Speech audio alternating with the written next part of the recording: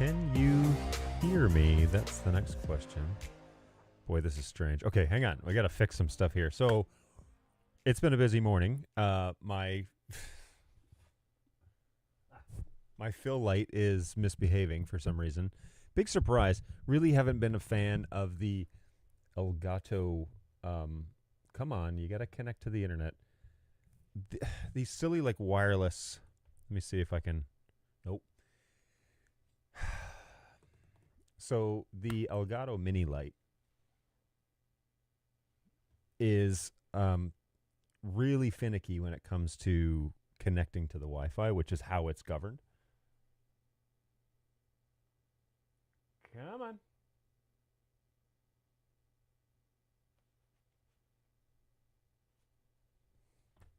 Nothing. I'm not a fan. I would rather just have lights that turn on and off, you know.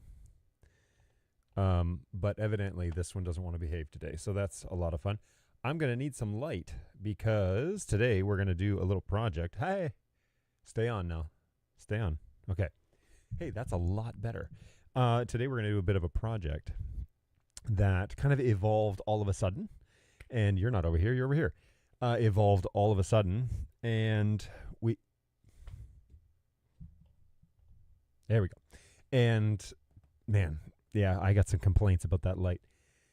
It evolved, and I all of a sudden needed to build this this freight case, and I just realized I don't have a screwdriver, so I'll have to go and get one of those. But what we're doing today is we're building a remote freight case for remote production. It looks like I have a internal network issue because I think I'm still going out to the internet. Maybe I just froze up. Probably just froze up. So, man, it has been a bit of a morning, everybody, and I'm really sorry. Here's the buffering that I'm watching on my side. Hopefully it comes back in just a second, so hang tight as that reboots. Really sorry, everybody. What to do, not a whole lot. All right, so let's hope that is our glitch for this mission, because I got work to do, and I'm having an issue, I think, actually with a switch up here, because it does that like once a day, usually first thing in the morning when I power everything on, is that it drops. It's almost like it drops the internet and it's got to figure out where it's going to go, and then it starts up, and then that's fine. So, yeah, now I'm getting warnings from YouTube.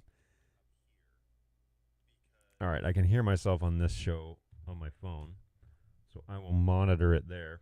All right, so, yeah, I am planning to build a remote case that will give me the ability to stream video from basically anywhere in North America at the current phase, stream it to an ISP, and then pull it down here in Tennessee at a soundstage. And so the hope is that we'll be able to do that fairly seamlessly, but mixed reviews about the web presenter since I have first figured it out.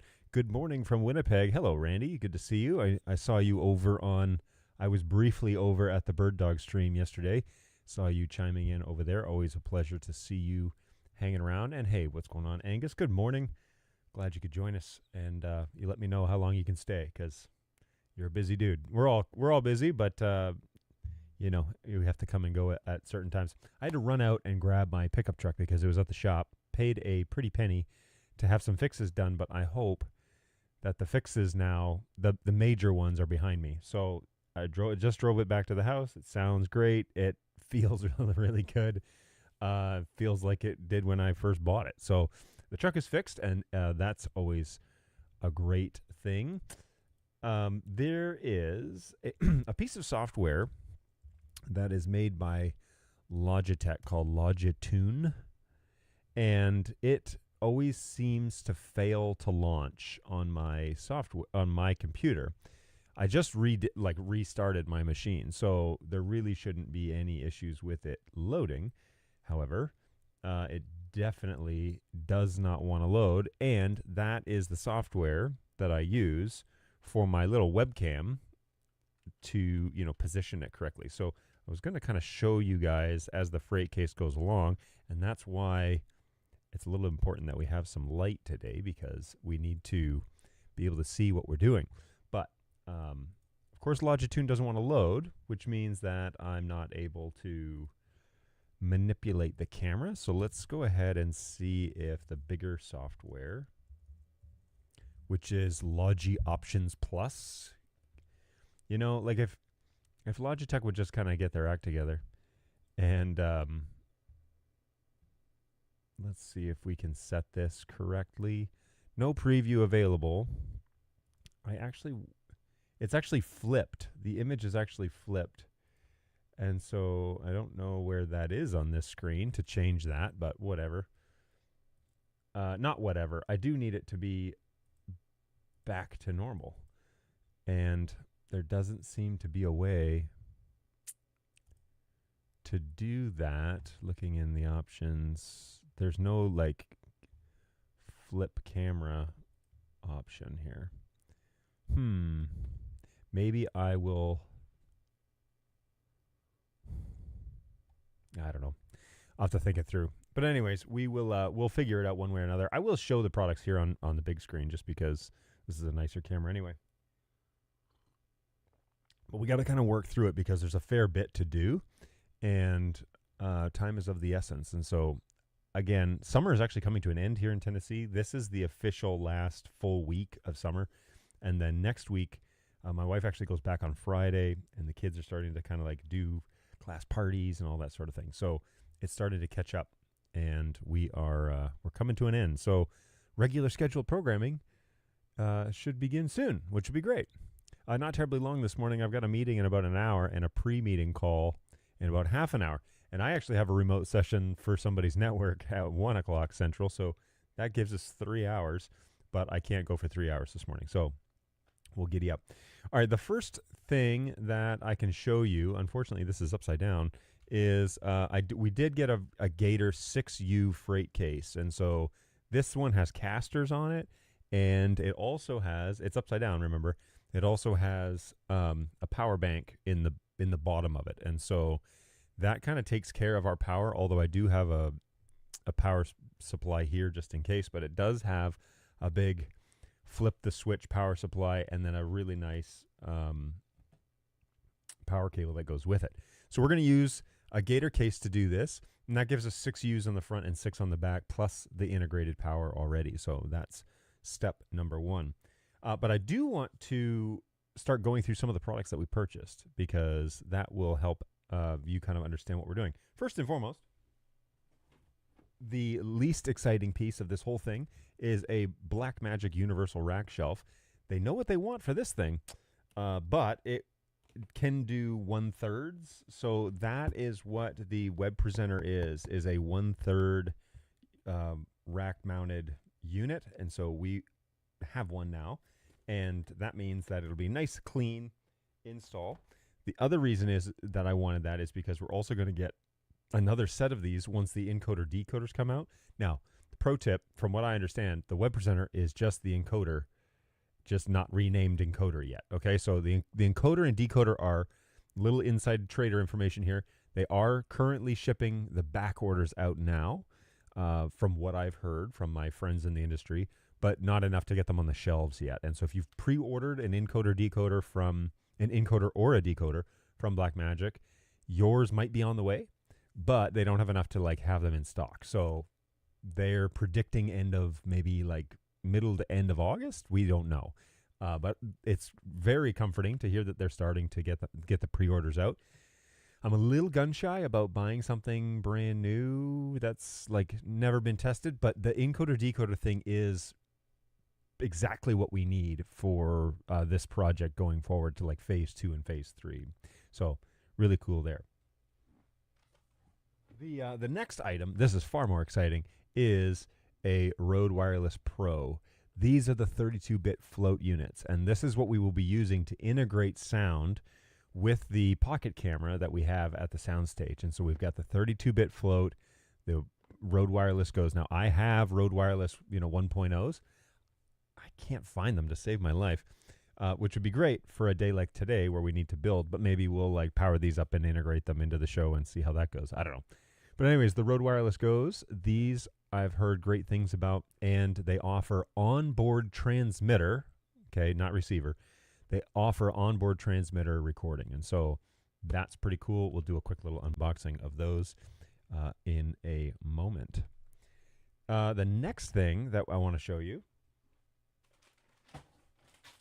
are just the basics, the peripherals. These are SDI cables, patch cables, Belkin patch cables, of course. And then we also have HDMI and power for the Web Presenter Pro, or I'm sorry, the Web Presenter HD.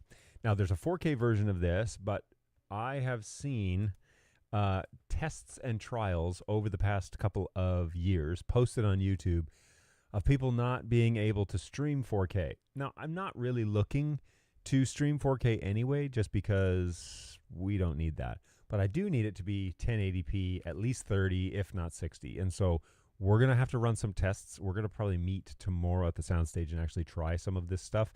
And then I got to bring the remote rig back to my house and then do a test from here in the sticks over Starlink back to the Soundstage, which has really good download speeds. So Blackmagic Web Presenter Pro or Web Presenter HD. I don't know why I keep saying Pro. This is basically the encoder is the rebrand of this product.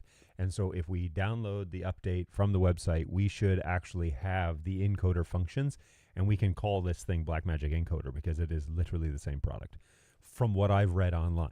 So Encoder HD, that is fun times. Now, between the time that the Web Presenter HD launched and the time, that the decoder was announced, they enabled SRT between the Web Presenter HD and the ATEM streaming bridge.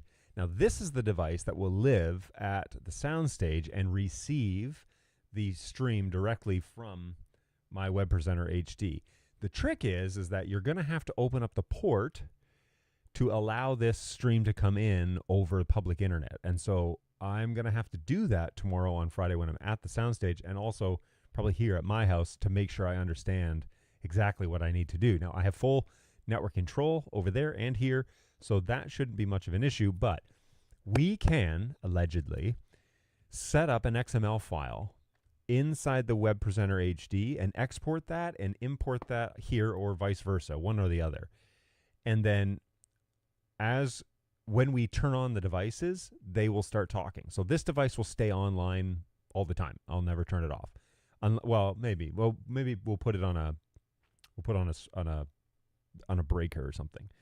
But when this unit powers up and starts talking to the public internet, this device should automatically see that this guy's online and start streaming video. And so that is the hope, that this is a flip the switch. I talked about this with Tom late on his show yesterday. I don't know if any of you were there for that, but I took over the chat. I didn't mean to dominate it, but I ended up actually doing that, and just said the idea is to flip a switch when I'm in the field, and it should work. So that is the idea between getting the ATEM bridge and getting the Web Presenter. Now, the ATEM bridge was really originally for the ATEM Mini Pro, which they made able to stream to a device like this. So there's also that option. If you have an ATEM Mini Pro, you can just get one of these, which is like under $300 US, and light it up. Now, this product is already available for purchase, where the decoder is not. The reason I want an encoder decoder, another set, which are $600 and $800 respectively, is because I want to install it in the rack and have a return feed. But we're going to have to play with the streaming quality, because that's going to chew up some bandwidth, right? So we're going to have to monkey with that as phase 2, and we'll do that here on the show one day. Angus has jumped in and said, hey, those Wireless Pro is awesome. Great choice. I agree. I've heard wonderful things about them. Everyone is thumbs-upping them. I might actually take them into Northern Ontario and do some recording on them just to give them a go, but also take mine. I don't know. I don't know. I feel weird about taking, the company stuff up there. But we always record some, like the Bible classes and stuff that we do. So that's the plan there, and maybe I'll take those into the field. It would be great to have a 32-bit float of those, because then you don't have to worry about clipping, right? All right, last but not least, and I wish I had a blade, a sharp blade, and I may just go and get one and go and get a screwdriver, because we're going to need those. The last thing I have is this enormous box. And inside this enormous box is a 1U monitor. And so it's a little heavy, but what it is it's a monitor that you can pull out from the rack and stand up. And it does HDMI, SDI, and I don't know, like VGA or something like that. So just in case we're going to go back in time, I have the ability to do all those things. And so I need to get a couple of tools just so that I can actually work on this build eventually. And, you know, this is kind of, I'm a little nervous that this screen is actually too big for the Gator case, but we will find out. But let's go ahead and start unboxing some things and just talking through some of this stuff. And then I will, I don't know, one day chop this show up and, yeah, we can use these as unboxings. So we'll start there. Let me take my cam, my overhead cam, and put it back in my unboxing spot.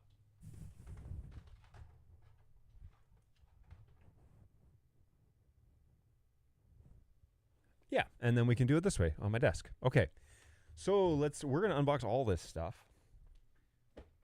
So let's just start from the very beginning. It's a very good place to start. Anybody? Any Sound of Music fans? Sorry, that was a weird reference. There's a lot of, I'll say stuff, but really most people would say crap on my desk. And so I'm just going to purge all that real quick before we put that on screen. Whoa. All right. I'm just going to adjust my camera one more time, and then we can kind of get after it here. All right.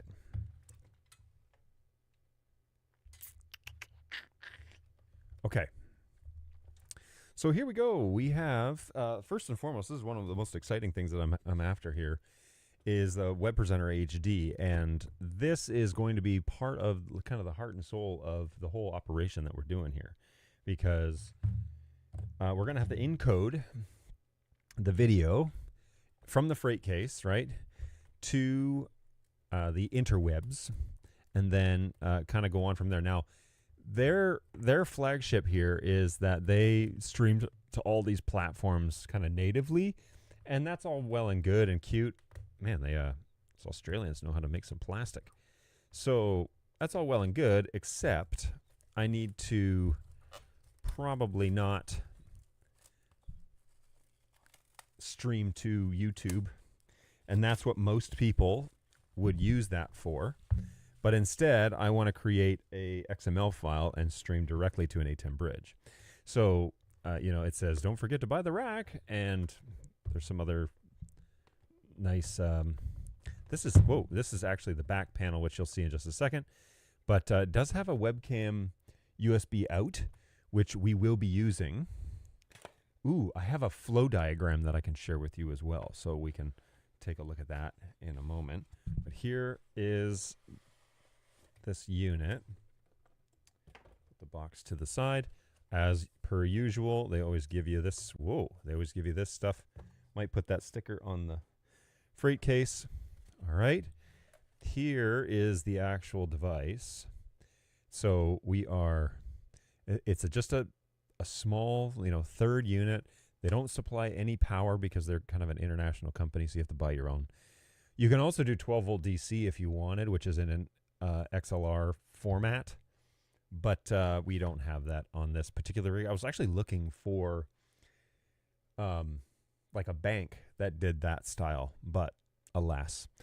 Your internet goes into the live stream port, and then your webcam out goes to your computer, and your monitor out, USB or HDMI, will be what is going to this big giant monitor, and that will be a way for me to monitor the quality of the stream. So there's that. Man, this thing needs to be just a wee bit further. Kind of like that. Okay, so now I know where to put this. All right, so SDI in, SDI out, loop out, and then monitor out. But we will just be using SDI in. Now, you may have already put it together that hey John, the Pocket camera doesn't have SDI. It's true. So we're going to have to get a Blackmagic HDMI to SDI converter, which we have actually a handful of those already. So we will we'll integrate that as well. It's on my products list to get tomorrow. So there it is. That's pretty neat, and that has all the little mounting options that you could need for that third. There is also, by the way, a USB-C port in here, and in there you can attach a mobile device to your actual HD web presenter or encoder and have that as your backup internet. So if your internet fails for some reason in the live streaming port, then it'll switch over to your mobile. Now, I've read it's not seamless. I've watched people demonstrate it. It isn't seamless, but it is an option so that you're not just completely dead in the water when your internet fails. So that is everything that's in that box. It's literally paperwork and this device. And so we'll put it back inside the little case for the time being and pop it back inside the box. That is a very basic unboxing.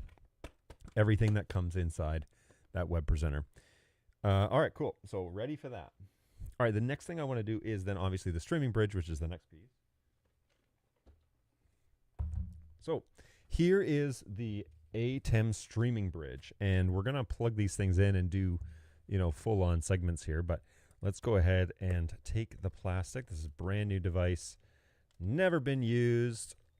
So with any luck, I'm sure there'll be firmware updates to do and whatever. But the idea here is that you're going to come out of your camera into your web presenter. Web presenter is going to go to the internet and then come into the streaming bridge and then come out SDI back at the Soundstage. So this should be a fairly easy unboxing. There's probably not a whole lot in here. Hopefully there's a power supply because this is a unique one. But let's go ahead and, hey, there's the power supply. Excellent.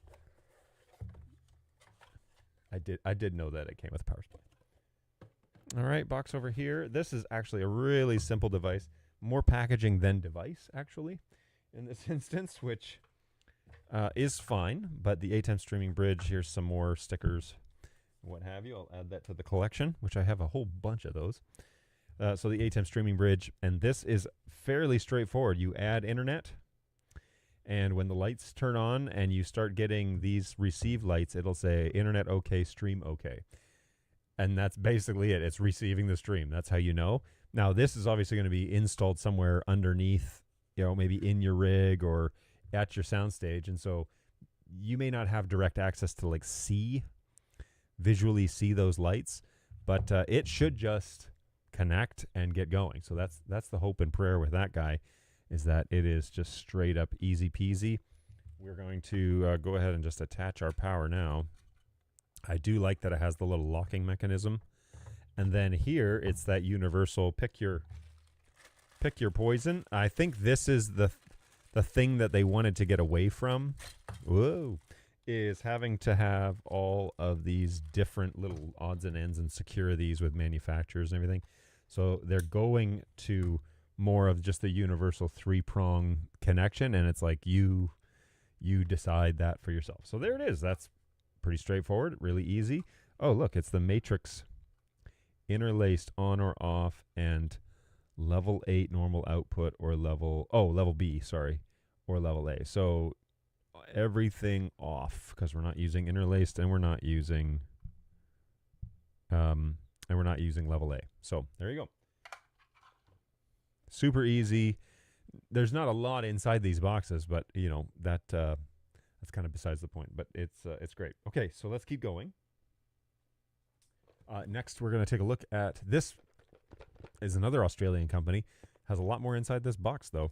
So let's go ahead and take a look at the Rode Wireless Pro units. There's going to be a fair bit of stuff in here. So the thing that you really want to see here is there's 32-bit float and there's time code sync, which is a great option if you're doing video, you're on the road. I have heard, that I have heard that you can have these devices just turn on when they come out of the charging case, which is kind of a nice, like, redundant, dummy proof setup. And then if you have them set up for the transmitters to record, then they can simply just be recording everything. Well, then the time sync becomes kind of a little bit more important, because you're going to have hours and hours and hours of useless audio as you get set up and ready to go. And maybe not hours and hours, but easily you're going to have 10, 20, 30 minutes of audio that you don't need. And so having a time code will be able to allow you to kind of line things up quickly with the audio, and that's kind of a nice bonus feature. Now I don't have a knife. I wish I had my knife here, so I'm kind of butchering this sticker a little bit. Okay, there we go. So let's go ahead and bring you back. I'm actually opening this up from the bottom. Okay. Rode Wireless goes. And inside the box, there are 2 carrying cases. We're going to find out what the story is there. This one is the charging case, because it has the USB on the back and USB-C on the back. And then there's this case, which is a lot lighter. And then inside here, we've got a USB-C cable with the Rode wordage on it. And then anything else in this other than the safety guides? Okay, so we have these 2 cases. Now, the first one I'm going to open is the light one. I believe this one is just a straight up... Oh, it's all the accessories. Okay, cool. So here are your magnet accessories. So we'll talk about that in just a second with those mics. And there is another cable in here to connect your device to your phone via iPhone via Lightning. So there's that option. And then there is another USB-C to USB-C light cable. So this one is probably the charging cable, and this one is probably for phone use when you're connecting your devices to the phone. So now they give you a cleaning cloth. They give you 2 lavalier microphones, and both of those should have windscreens on them. Here is the manual for that. Here are your accessories in terms of windscreens and clips and all that stuff. So you can see all the replacement locks, everything. And then they give you a whole bunch of these little dead cats for the top of it. Now, these are not technically dead cats, but a whole bunch of these little fluffy earmuffs for the microphone in case you're in windy situations or you want to look like some sort of gym influencer. So there is your option there. So then in the other case, we are going to find our Rode wireless microphones, which are here. Very, the presentation on this is really awesome. I really like this a lot. So that looks really good. And if we pull them out of the case, oh, look, they power on. And it says that the battery is pretty much dead. This is a transmitter, and so is this. So the transmitter is in section number 1 and 2. And then it looks like the receiver is, the receiver is here in number 3. Now, they all turned on all by themselves. I will plug in. I got lots of power here, USB-C. So I'll plug this in. And let's see if we get any lights or anything. All right, so let's see if we get a light on the back of this guy. We supply power to it. Bueller. Nothing. Okay, so let me go ahead and unbox this little cable and see if it's just the wrong wattage. That shouldn't be the wrong wattage, because I think that one's 80 watts or something. But anyways, plug this guy in. Ah, there's a blue light. Okay, so we're charging. That's good news. And we will just let that begin to charge. Now, the transmitters... Here's that really satisfying, let's do this on camera. Okay, a nice little satisfying. The transmitters are, there's no LED screen on the front of these. They're just basic, but they also tell you, first of all, it's searching for the transmitter, but they also kind of tell you what their status is. And on the on the receiver, it will tell you how much battery is on each of them. So that's a nice little additional feature that was not available on the previous models.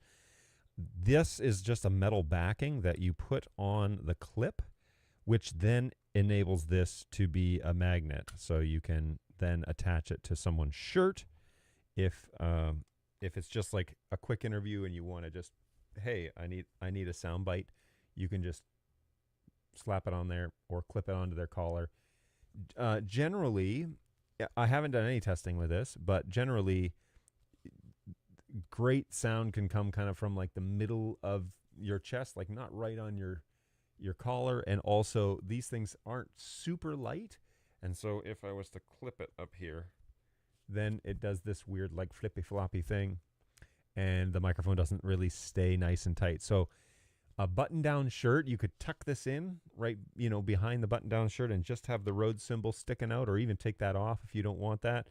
Or if you don't have a button-down shirt and you've only got a t-shirt or whatever, we could snap that on and maybe put it a little lower so that it sits normal. And then, that works okay. It's not super clean, which is why I think they give you 2 lav mics, because if you have a second, if you're not just run and gun, and you have a second, you would be able to put a lav mic on somebody and hide that wire and make it look a little bit more professional. Another thing to note here is when you put the transmitter receiver in the case, they turn on and off on their own. And so we are charging, right? This is the transmitter. So the other 2 devices are now charging, and then I put that guy in there, and he is also charging. So I don't know if you can see those lights. There's 2 green lights. They're charging right now in the case, and then this guy actually has a screen on it that says how much of a charge it has. So now I don't know about having two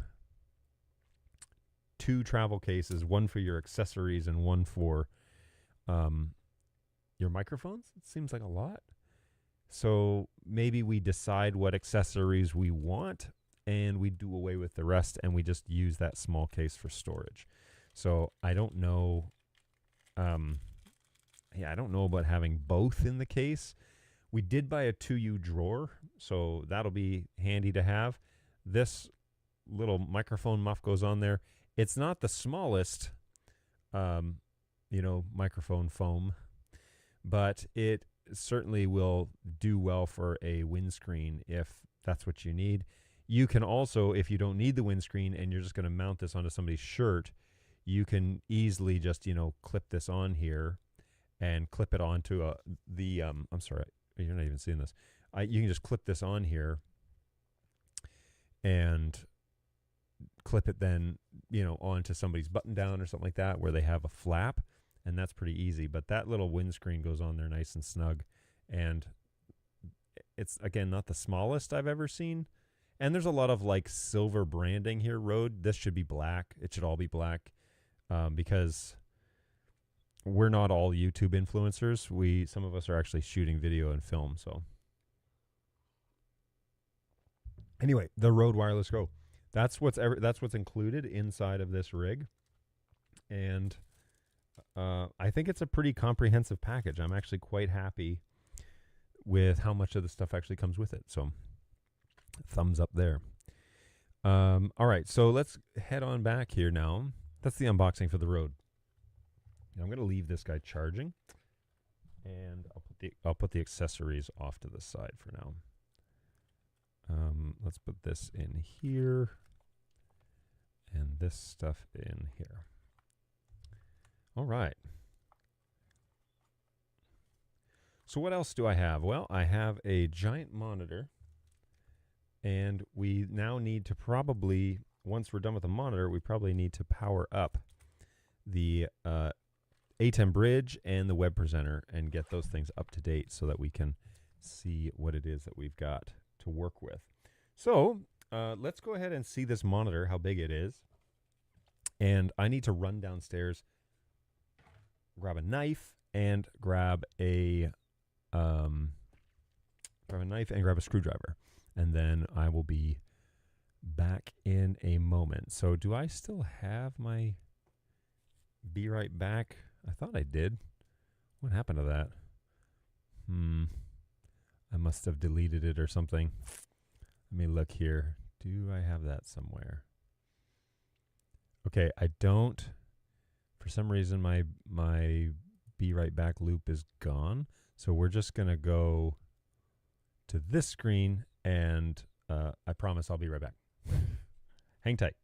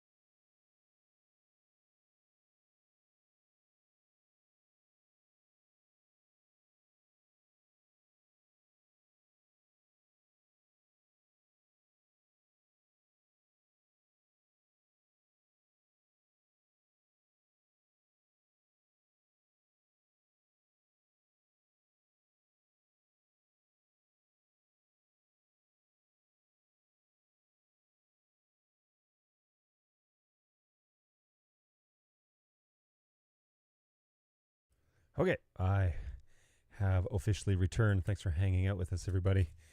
I got my. Just kidding. We'll do that to tighten those down to proper tension, but I do have a manual screwdriver and I have a pair of scissors. So let's go ahead and open up this box.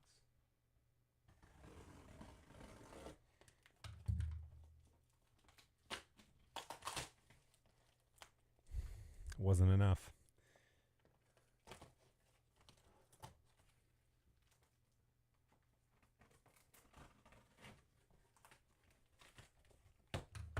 Okay, so it's a box within a box, and I'll mail that box to myself.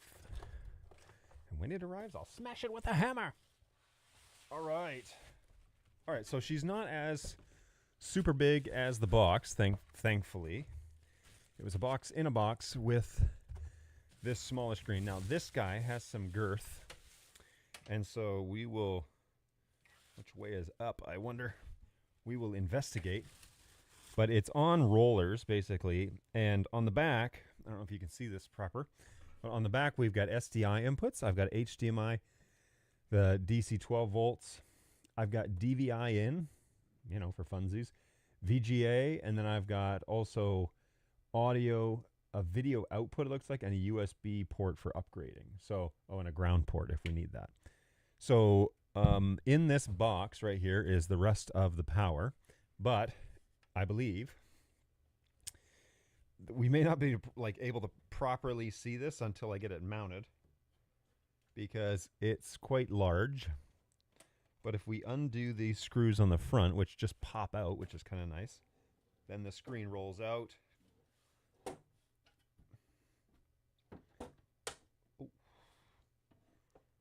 It's a bit tense. There we go. Okay, cool. And then it flips up. So it's a Field World monitor. Pretty reputable brand. I didn't want to spend like $3,000 on this. I wanted it to be closer to $500. This one was like 7 something, but it just folds down pretty easy.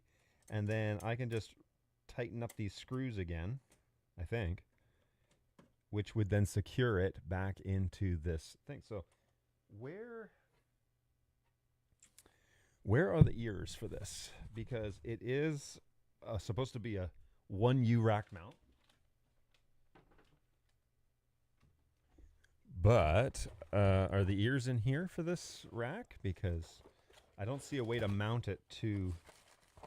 Ah, yes. Okay, so looks like we have some rails here. And the power supply for it, which thankfully came with a US plug. Because that would have been a disaster. Okay, so a US plug for this. Here are some ears for it as well. All right, and then instruction manual. So we'll read that when we can't figure it out. But there's that. And power, that's pretty standard stuff. Um,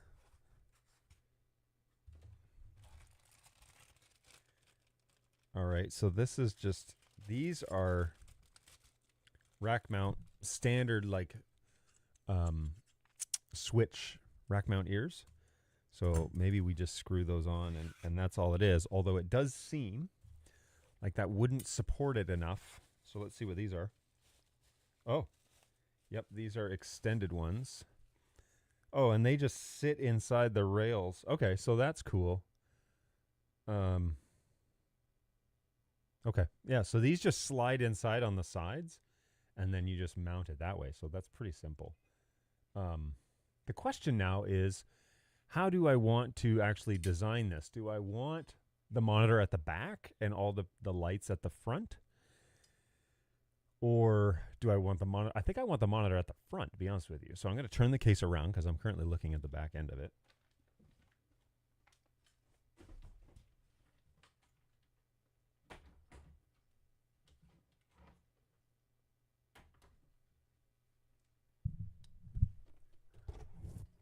Okay, and then I'm going to grab my upside down webcam. I would really like to figure out. I can do it inside vMix. I just need to.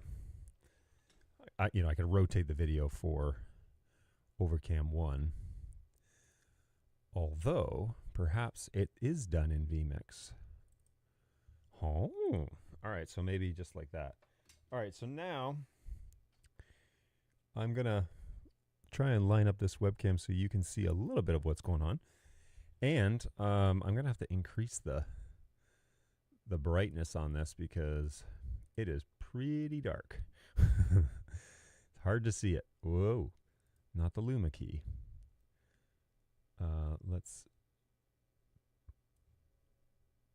Okay, so there's not really much of a,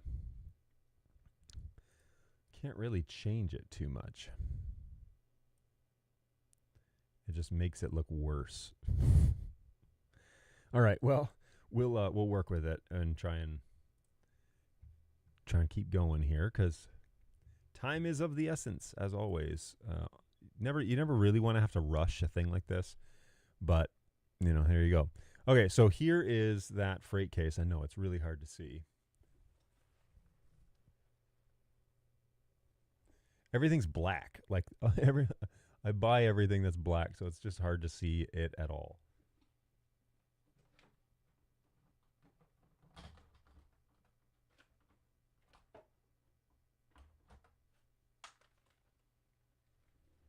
I do like the Gator case powered rack front on it. Whoops, sorry everybody. I think that's a nice little touch that they throw in there. In this case, there should also be some screws for the actual case. I'll have to find that soon here, but it looks pretty good. I'm going to readjust this so you can see it a bit better. But I think I'm going to mount the, I think I'm going to mount the screen at the top because I want it to kind of pop out. And then still be able to see all the other things that I'm going to have in here, which would be a 2U drawer. So that's going to be at the bottom. And then the universal Blackmagic rack mount. So that'll be next. And then this thing at the top. So let's pop a few screws out and see what we can do with this.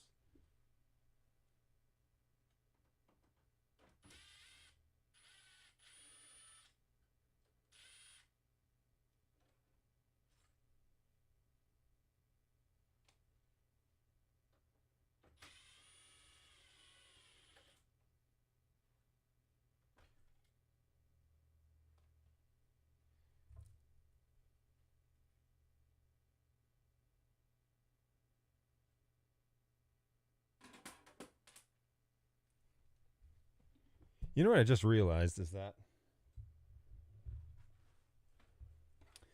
this might actually be for a rear mount. That's what it looks like. I mean, for both.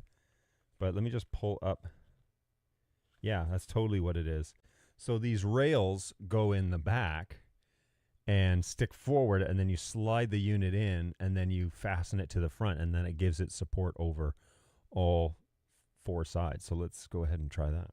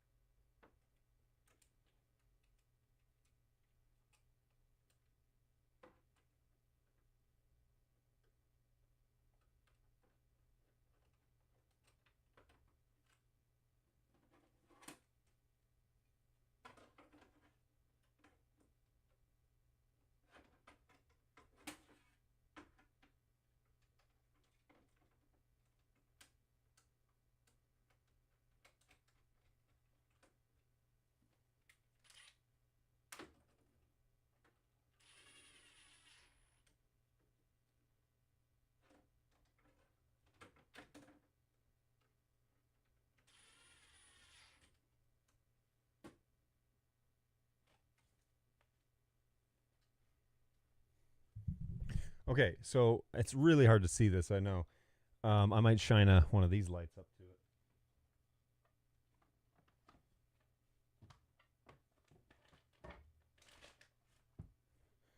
Maybe give you some more light so you can kind of see what I'm doing. But basically, there are 2 rails. I need to get 2 more screws in there for that, and I probably need to find those screws. But 2 more screws, and then I can slide that whole unit in there because it will be supported by 2. And then I can take these ears with these screws that are right here and mount them to the front of that unit. And then easy peasy slide that whole thing in there. And then it's supported throughout the entire case, which is super nice. So that is what the next step is. Now, I think these microphones are not charged very much. Actually, let me see what the charge is. So they've been plugged in for... Oh, man, this thing has a 1/4 charge. Okay. So the next thing then is if I could get microphones.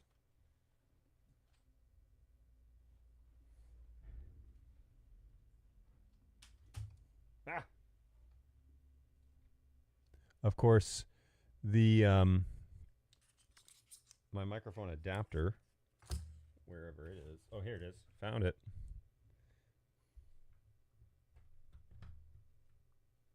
Okay.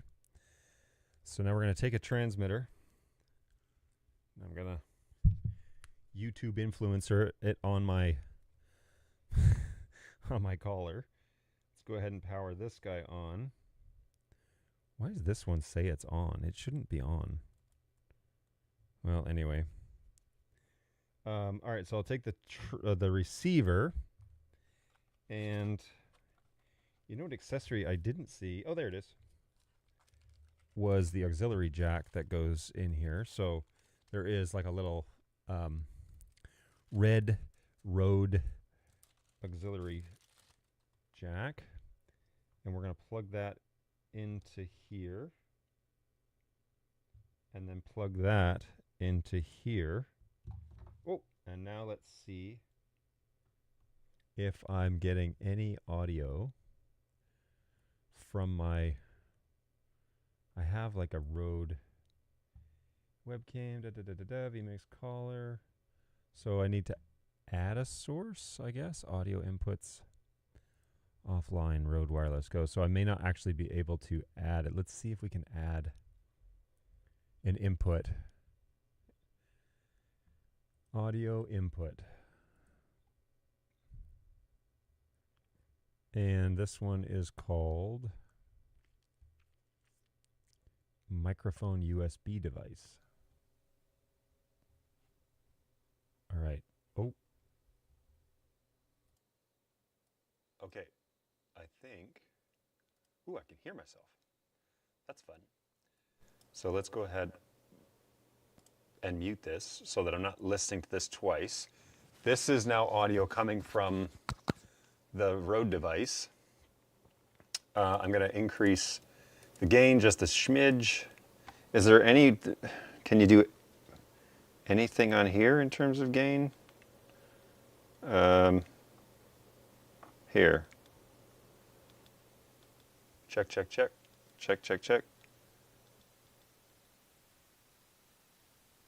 Oh, that was turning it down. All right, I don't want any gain inside vMix. Whoops.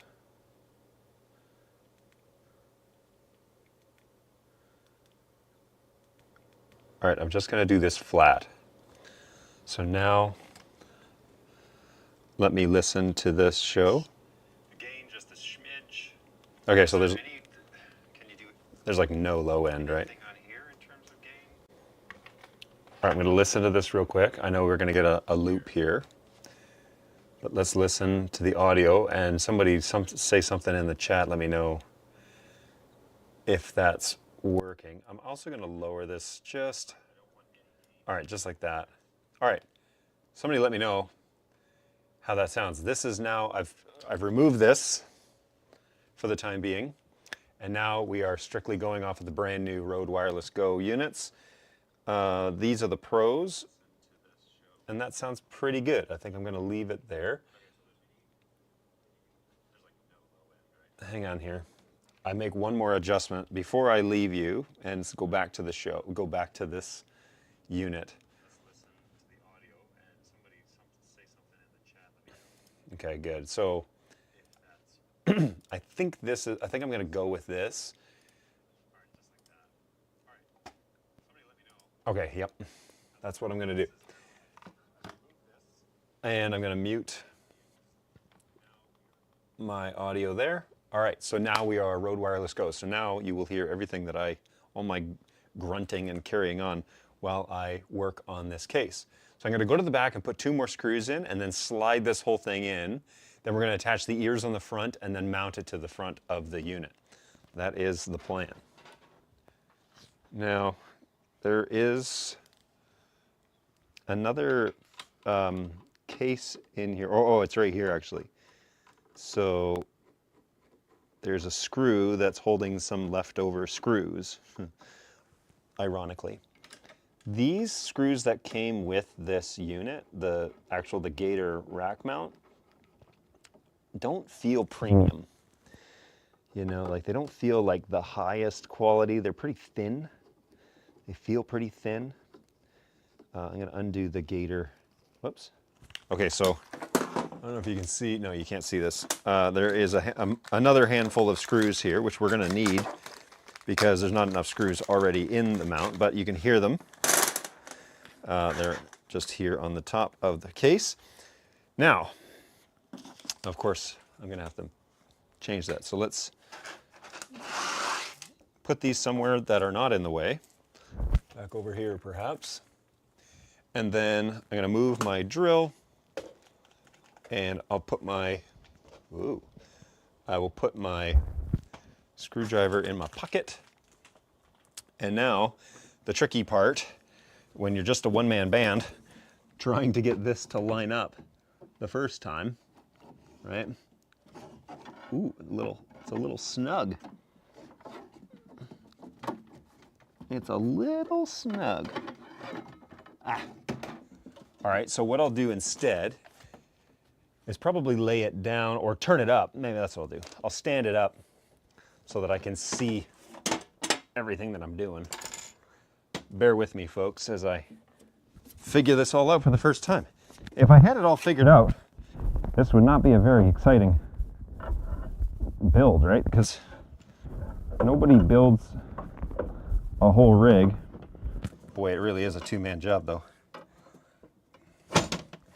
You don't build a rig without any... that one's not in there. With it all figured out, that would be boring. Come on.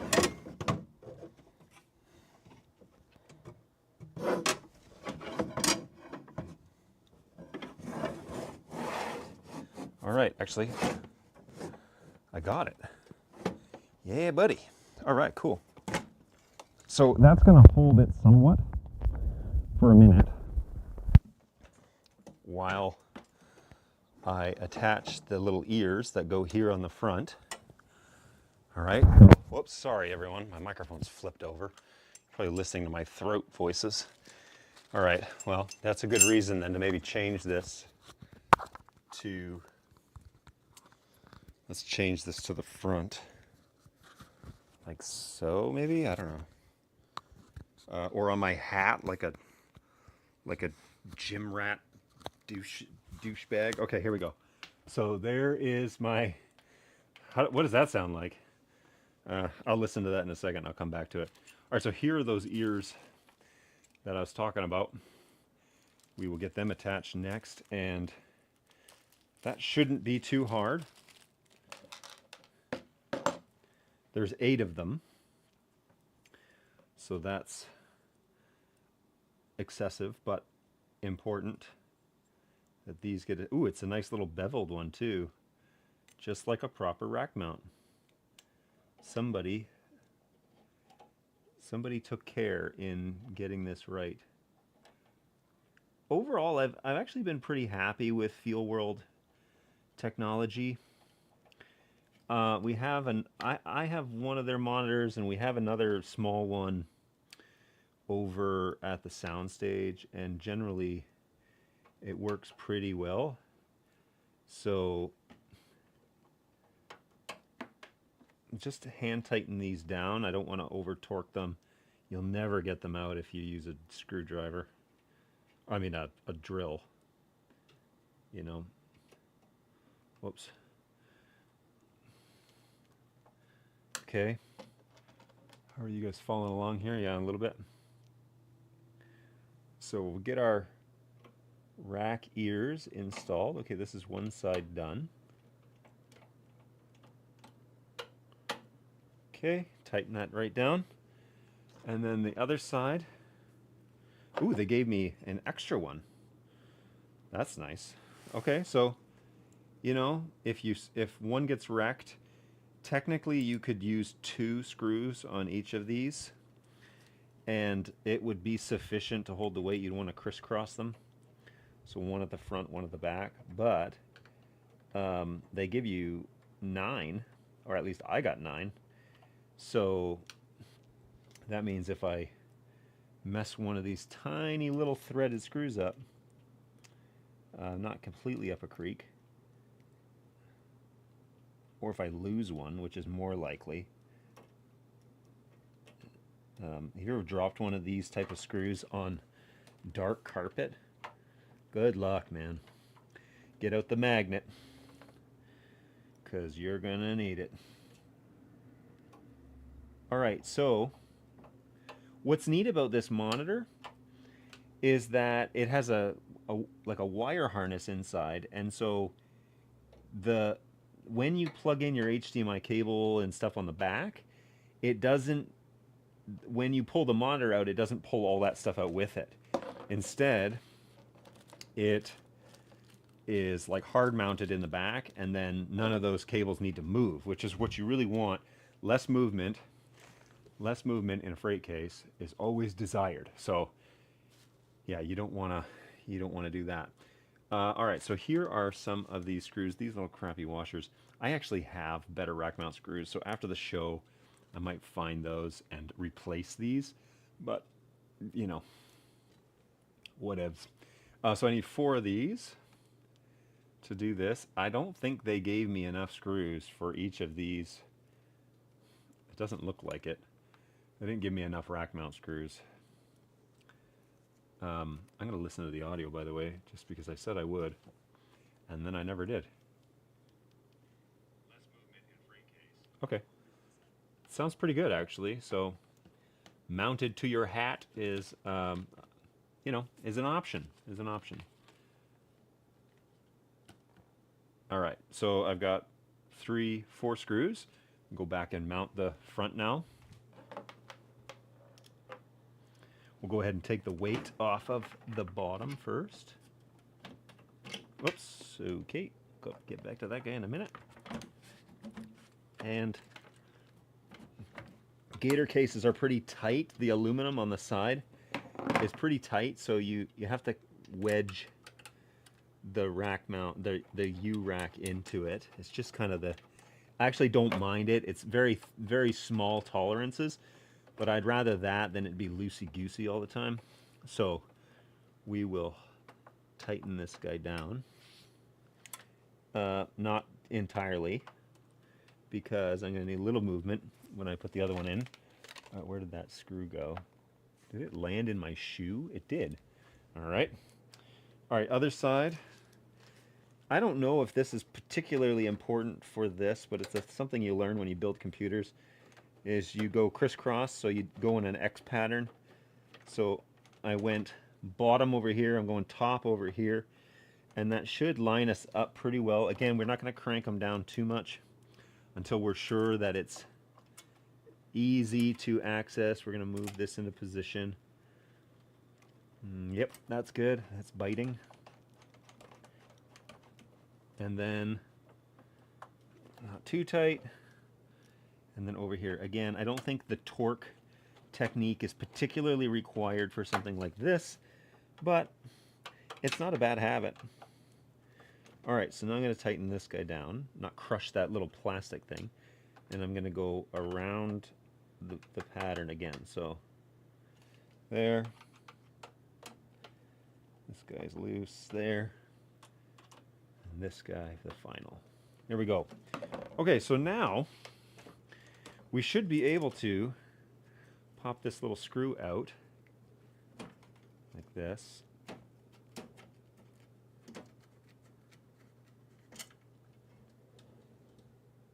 And I installed it upside down. Oh, that's annoying. Hey, you should always check. But that works really nicely. Thankfully, it's just 4 screws that I have to undo and redo that whole finagling thing again. But it does come out quite nicely. So it's upside down, and that's unfortunate. Well, that's why I brought the drill, in case I messed it up. I had that thought right as I was undoing those screws. Could I imagine if it was upside down? That would be so annoying. Always check, people. Always check. You're increasing your workload if you're not checking. All right, here we go. So, put my drill off to the side. It's just one of those things you got to do. Unfortunately, I didn't have the foresight that I should have had. So we're going to stand it back up, and we will lift it out, spin it around,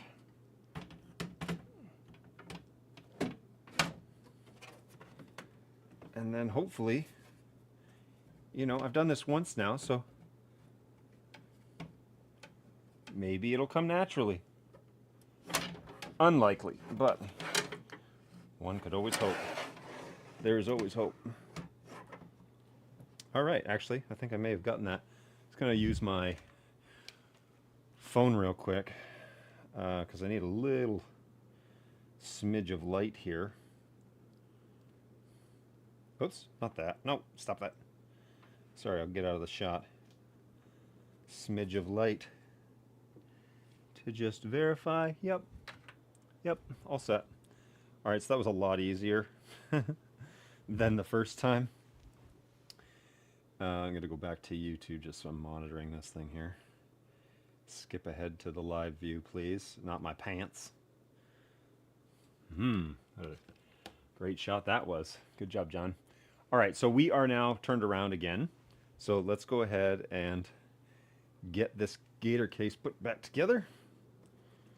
And you could even, if you wanted, do it just like this right here. But I think I'm going to lower it. All right. Cool. So I've got my screws here in my pocket. And again,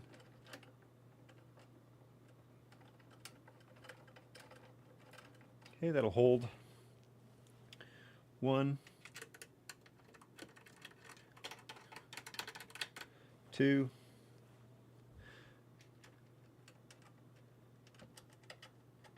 where are you at there? Okay, there you are.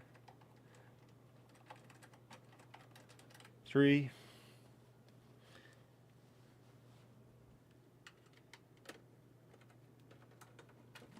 Four. Okay, cool. So now we are going to tighten these down.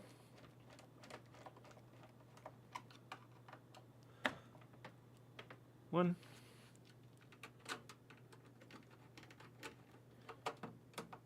Two. 3. Technically this is not star pattern, but 4. All right. So now we're going to undo the screws that hold this thing in place. We're going to take a peek at the back. Yep, lots of room at the back. All right. And now it comes out. How can you see? I'll angle the camera so you can see this in a second. Boom.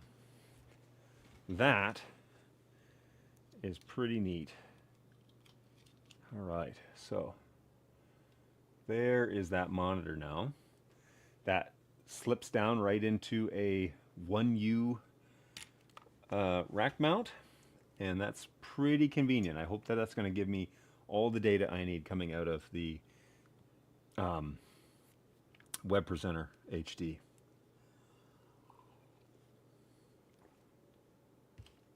Awesome. So the next thing that we're probably going to have to do is get out the rack mount for the Web Presenter HD. Now this is kind of a genius idea when you think about it from a manufacturing standpoint, that you've made a universal rack mount for all of your devices that are rack mountable, and it doesn't really matter which device you buy, this will fit. Now, that's the way that if you're going to get into manufacturing, I feel like you should, the reason why it's $150 is because it fits every device, right? So they have to make their money somehow, but you never have to wonder what rack mount do I need, because it's this one. It's always this one.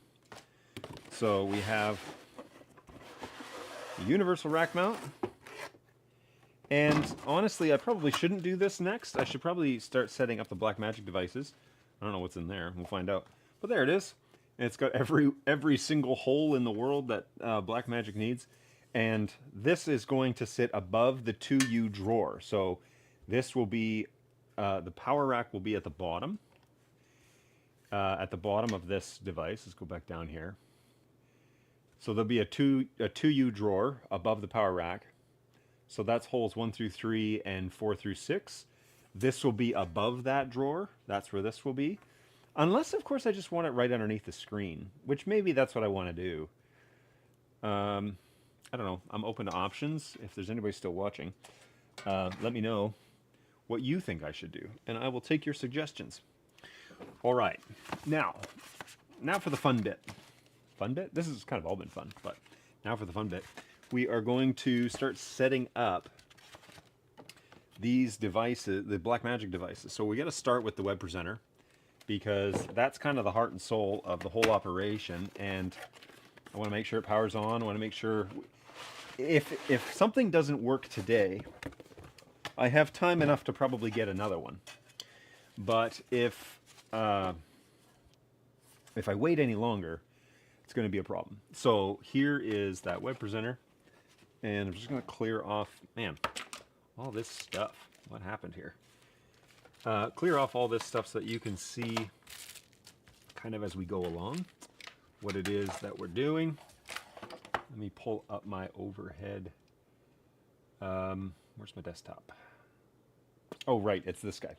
All right, so let me move this. I was like, I can't see my over my head anymore. All right, so back up top, this camera goes. And everything's flipped. All right, so maybe I got to do it like that. Okay. Okay, so everything's backwards, but I'm not going to bother flipping it again because that's just silliness. All right, so here is that device, and then we will have a. I'll put this over here. All right, so here's the device. We're gonna have a screen share here in just a minute when I pull this stuff up. Now, I can't remember if I downloaded the Blackmagic. You have to actually get the ATEM software for this, and so Blackmagic support, and then let's just say web presenter. I had it on one of these machines. It's probably on my Mac, which is fine. But let me pull it up and Blackmagic Design, Web Presenter. Is there a support page for this? Support. Sure, I can share this. Why not? So here is the support page. We're just going to type in Web Presenter. Oh, did you mean the Web Presenter? Yes, I did. So Blackmagic Streaming 4.0 or the Web Presenter. So this is for all Web Presenter models. Let's go ahead and download this for Windows and say download only because they already have all my info. So we're going to save this here. And then we will then open that as soon as it's done downloading. One down. It is claiming to be done. All right, and then we're going to install Streaming Installer 4.0. What does that mean? Let's go ahead and share this screen.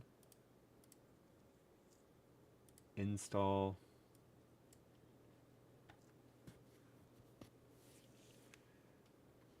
Dear Diary, please don't make me restart my computer before I can use the software. It is Windows, so all bets are off, right? Finished. Oh, nice. You didn't have to. All right, so recent streaming setup. Okay, so now we need to plug this in, which means that I need the power cables that came with this. Which is this guy.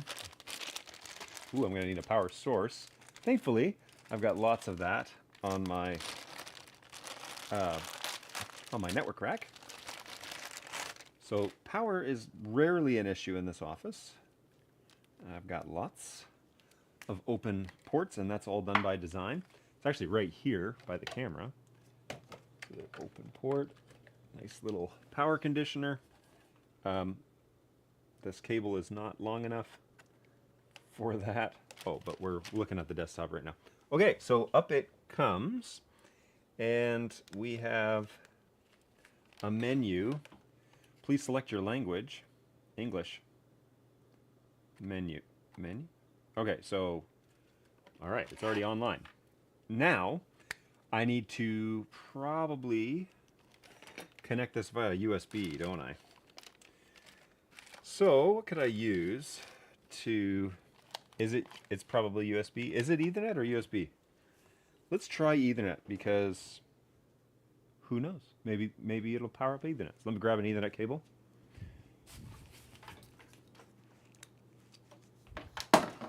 Thankfully, I have one right here. I keep forgetting that I have a head mic for this time around. So, all right, so let's plug in the Ethernet. That is on my main network, which is what this computer is on. And look at that. Web Presenter HD came right up. Well, I like that a lot. Man, that's way better than other experiences that I've had. Whoa, there's like a little fan inside. She just kicked on. Can you hear that? That's a noisy little fan. Updating, please don't unplug. I'm begging you. I will open this 6-foot HDMI cable while we're at it. I think that when we bought this, I send my purchases to my my finance guy, who's also my other technician, and he makes these purchases. And I think he was able to find a bundle for all of these things that were the same price than just the regular unit itself. So he got a 6-foot HDMI cable, and he got a power cable and the web presenter, which honestly, like, I've never understood why you don't send power cables with devices that require power. But I'm just old fashioned that way. All right, so audio and setup. So what are we doing here? Why is this guy connecting? Okay. So I think I remember this about. Yes, you can only change the utility if it's set to USB by default. So you need to change it so that you have USB and Ethernet, because I don't necessarily care if yeah, I don't necessarily care if people can see it on my network. That's not a big deal. So I've plugged in USB-C, but where do you go? You don't go to the right spot. All right, so let me get a USB-C to USB-C cable and plug her into that, which I'm going to use my Rode charging cable for that. Let's just see if that works. So we'll plug it into my computer, which thankfully has USB-C built in. And I'm going to bodangle this thing right here for a few minutes. Yeah, because it's not long enough. Okay, well, look at that, USB-C. So setup, now we're going to change this to there, USB-C and Ethernet. And now we're going to disconnect the USB-C, bring it back up here, and then we're going to open this and we should be able to have access to it. Up you get. Come on now. I've been unplugging and plugging it in, so that may not be too fair to the web presenter. There we go. All right, so now we are in good shape. And I'm going to re-plug in my wireless Go units. Boink. Good. All right, streaming. So let's talk briefly about this product, because we need to just go over how it is that I'm going to have this thing set up on my machine. So we have on the initial page, so we are running the latest on this now, should be. If we go here, where does it tell me what version we're running? Because it should. But what you can do here is you can do a custom URL H264, which I believe is what I want to do. YouTube also takes SRT. Now they announced that in like 2022 that YouTube was going into beta with SRT. It still says beta, so I'm not too sure what the dealio is there. But this device will be transmitting to my new ATEM bridge. And so I want to export the settings from here with an XML file and import it to this one so that when this device turns on, it automatically sees it right away. So I think I'm going to try and figure that out, I guess. And also whatever my streaming standard is. So I'd like it to be 1080p 60, but we're going to have to figure out whether or not we're going to be able to handle that sort of bit rate. So let's go with that. I also don't like this thing on the side of my hat right there, so I'm going to go on this side so that it's not on camera. Okay. What's really neat is that when you fire up the HDMI in this thing, it will show you options on the screen, and one of them is the audio meters, and so you can change it from UV to PPM. They are very different audio meters. Sorry, let me move this. They are very different in terms of one stops at 0 and one goes like +5 or 10 or something like that decibels. So it's totally a matter of preference, but it's up to you how you want this thing to output onto your monitor screen if you're using a monitor. There is no other place to really monitor this information in terms of stream health and cache and all of that. So you may want to really consider that when kind of getting this set up. Now, one thing I should do is install this into the rack now, because I can plug it all in and have it show up on that monitor, and then we can watch that. So maybe we'll do that, and then yeah, we'll be able to see it a little better. So let's go ahead and we're just going to cancel out of this, and we're going to figure out how to do this again in a minute. So let's power this off. That should disappear. Looks like we have just 2 mounting screws on the bottom of this guy. So these 2 mounting screws are going to need to fit into my universal, my Blackmagic universal rack mount. There are tons and tons and tons of holes. I'm hoping that they gave me the screws for this, because it would be silly to not. But if they didn't, I'm going to need to find some. So let me look, because it's all the screws are the same, right? So you would provide those screws, maybe. Maybe. I don't know, do they? Does anybody know? I guess I don't know that. And then the other question is, where do we mount it? Do we mount it on the side? I think we do. I think I put it here. There, the holes line up, so that's good news. But do they provide me with screws? Now, I kind of emptied this box out hastily. There was also 2 pieces of foam. So maybe this... Oh! Aha! There's a box. Excellent. Okay, so it's got some girth. It's got some girth to it. Hopefully it's not just more Blackmagic stickers.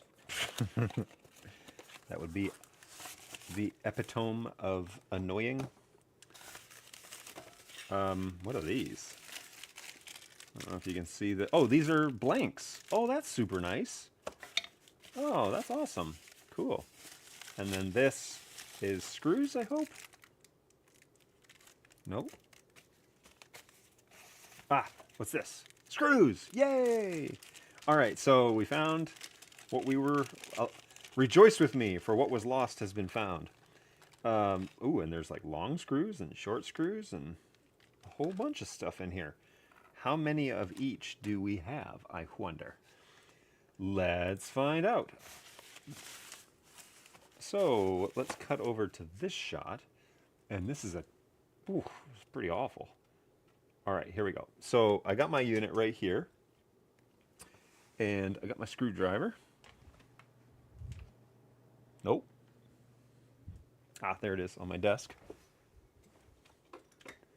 And I think it's just these smalls. 1, 2, 3, 4, 5, 6, 7, 8, 9, 10, 11. Maybe 12. Maybe I miscounted. And then there's these 2 long screws. That must be for these guys? No, these guys have doubles. How fascinating. Well, let's see if these shorties will fit, because it doesn't make any sense that they... Oh, nuts. I just dropped one. Let's see if these little shorties, because they gave us a ton of them. So put it in here, and then line it up. Oh, I can feel it snugging down. Just like that. I need to keep these screws, because we're going to need them again. For the decoder, but we can put these blanks in there while we're at it. That's pretty cool. So they give you these little like blank screens while you're not using. Oh, and that's like a third. So if I put this guy, yeah, okay. So never mind. I don't really need to keep all these screws, because I'm going to have 2 screws in these blanks, right? So let's find out which one. It's these guys. Or not magnetic. Lame-o.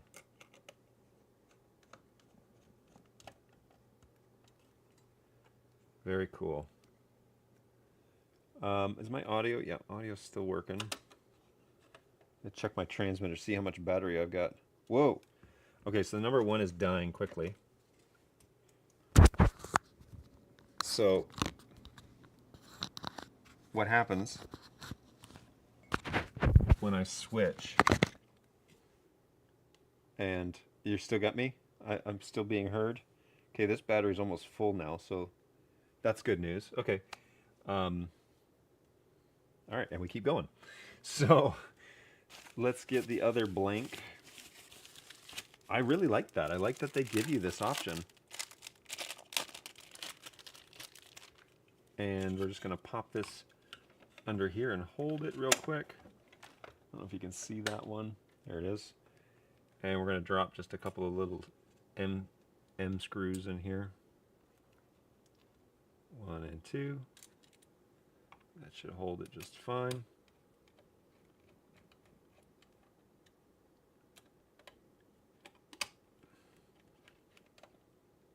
Cool, cool, cool. Now check it out. That looks really nice. Ooh, and they even have cable tie things at the back of these, so as you're running cables, you can just tie your cables down with zip ties or Velcro or whatever it is that you use. Okay, so let's get our little camera back into position here. And where are we? Okay. So since nobody said anything in the chat, I am actually going to mount this underneath the screen. And I'm going to need 4 more screws for that. What we got here? Man, it's 11:30 already. I have not heard my daughter, who I thought was staying home with me today, but maybe she went with her mama. All right, so back to the task at hand.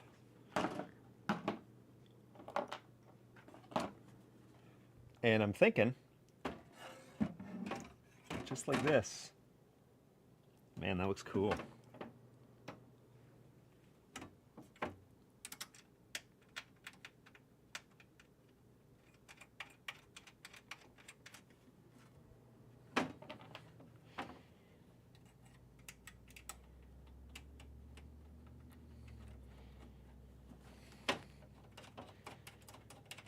Okay, so I don't need to yell because I have a wireless mic, but 1 and 2, okay, 3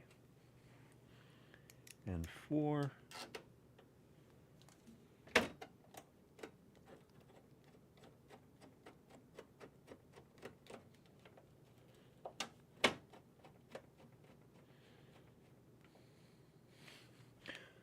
one and 2, 3 and 4.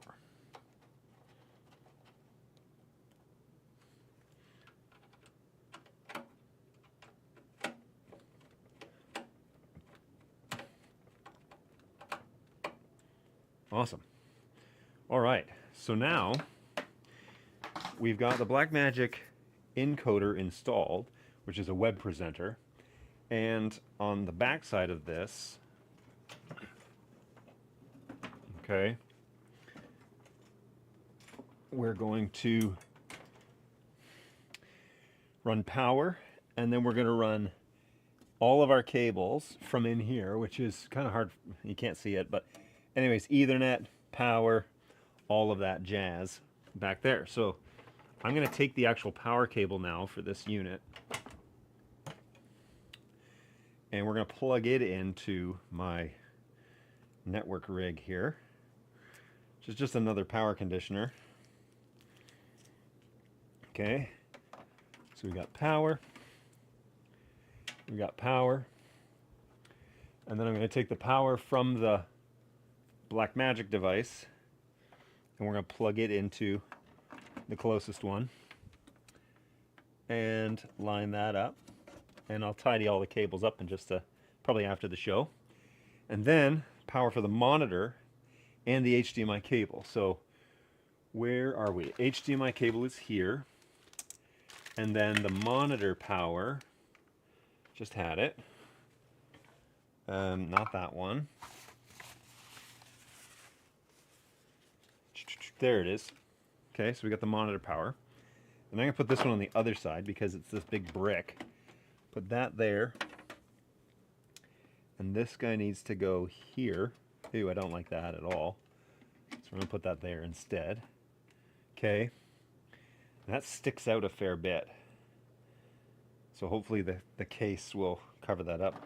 because the HDMI cable is going to stick out too. So we're going to go monitor out of the streaming bridge and then into the monitor here. All right, and then I'm going to take my Ethernet cable. Whoa, goodbye. Sorry, everybody. Ethernet cable caught the edge here. Okay, so I'm going to take the Ethernet cable and just go directly to the live stream for now.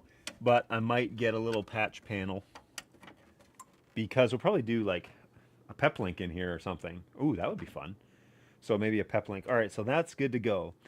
Now we're going to turn the rig around again. Okay, everything's in good shape. And we're going to apply power. Now, why is that on? Oh, because this is on. All right, so that's on, that's on. Okay, cool. All right, so you can't see, maybe you can. So there is the output, just the default output from both the Feel World and the web presenter. Now we're not using the Feel World as a confidence monitor for the show. Instead, what we're doing is we're using it to monitor audio levels and whatever coming from the camera. So here's that shot right there. So this is what we're using to show this. All right, cool. So let me change what's offered here on the screen. Let's see, menu. Oh boy. No safe frames. I want to turn those off. Off. There we go. All right, perfect. That actually looks really good. That looks really good. So we've got safe frames off and we can see everything. I'll turn this towards the camera.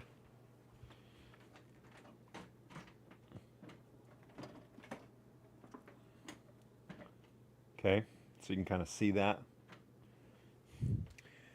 What's pretty neat about this is it does offer you a lot of information. The cache is the big one, and the data rate tells you basically, how much it is that you're actually sending. But the cache is the big one because if it fills up, you're going to start buffering and dropping frames. So it's kind of nice to have all this information right at the front of the case to tell you what's going on. It does look like perhaps there is some information on the little LED screen that's below on the Blackmagic, so you can see that the Blackmagic has some more information there.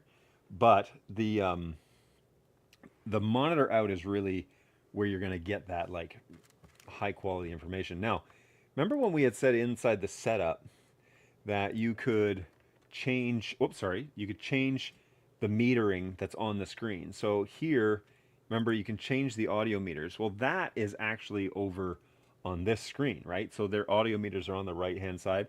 And right now it's set to VU -20. So it's really a preference. We use -18 generally, or I do, but it's really just strictly a preference for you. But if I change it to -20 ppm, you'll notice on the screen now it just goes up to 0, which means that like basically you're clipping when you get up to 0. However, from what I can tell, the metering on this device is not the same as metering on all the other devices, especially like the professional ones that are, way more expensive and just for audio metering. This metering system doesn't seem to be as accurate as this metering system in the Web Presenter HD doesn't seem to be as accurate as those ones, but it's great for a reference. And so I'm not going to be upset that, if we change, if it gives me something. I'd rather see something than nothing at all. And so that's kind of where we're at now. Okay, so that is up and running. And other than a drawer, which all these other little things will go into, including the headsets and stuff, kind of the only other thing that we really need to probably hook up is our little ATEM bridge, right? And so this is another thing that we're going to plug in. I'm going to try it by Ethernet and see if it pops up. And if it does, great. If not, I have a USB-C here that we can use. So let's pop back over. No, now, real quick. Let's jump over to the web UI real quick and just take a peek at what's going on here. So, oh, that's cool. Load streaming standards. So that's where you can load the XML file. Setup. So we can call this something other than that, and this will actually change the name that is on the web presenter. So if you remember right there at the top, it says Blackmagic Web Presenter HD. Well, instead, I can call this, Osh, which is our name, remote cam, and set it to that. And now you notice that Osh remote cam is now the name. So that's pretty nice. It's pretty nice to have that option. We'll cut back over here. Connection priority is Ethernet, but then it will fail over to mobile, and I want it to collect its own DHCP because I don't want to. I'm going to actually be plugging this into my own PepLink router while I'm on the road, so I want it to be able to acquire its own IP address. So that's great. Audio, we're going to say monitor out auto, and then for the live stream, I want it to be 1080p at 60 frames. So I believe then I need to make the XML file with the ATEM bridge because there's nowhere for me in here to make it. The other option here is telling it what sort of streaming quality you want it on. And so if it's high, medium, low, those are the three that we're probably going to focus on. If you're going into a hyperdeck, there's even more, you can send it even more data. But because we're going over the internet, I suspect I'm going to start with streaming high, but I think I'm going to land probably at streaming medium. So I don't know. You can also finesse that bitrate with the stream standard. So if you're doing 1080p 60, you can down it to 1080p 30. The ports, the SDI ports on the back of the Web Presenter HD are actually 2160. So you can put in a 4K camera. You just can't stream 4K. That's why they have a 4K unit. But again, haven't seen great reviews about streaming 4K. I have seen solid things about 1080, so I'm hopeful there. I'm going to start high though and say 1080p 60 and then streaming high, and then we're going to have to downgrade as we figure out what the appropriate level is. So let's start there. All right, now I'm going to save all this. I'm going to plug this guy in, and I'm going to plug the internet, the Ethernet, into this port. So back to this little screen right here for a second while I go and disconnect my, I'm going to power this on, but disconnect my Ethernet from the HD unit. And, yes, it would make more sense to have two Ethernet ports. I'm just not sure if I have another super long cable like that one. But anyways, there's probably one kicking around here somewhere. I've got enough stuff on this desk, that's for sure. Okay, so the streaming bridge is now on. And I'm not too sure whether or not I need to download another program for this or not. So if we cut over to my screen here, okay, Osh remote cam, this has been disconnected. So I don't see it here, so I suspect that we need to probably get another piece of software. So ATEM streaming, did you mean the streaming bridge? I absolutely meant the streaming bridge.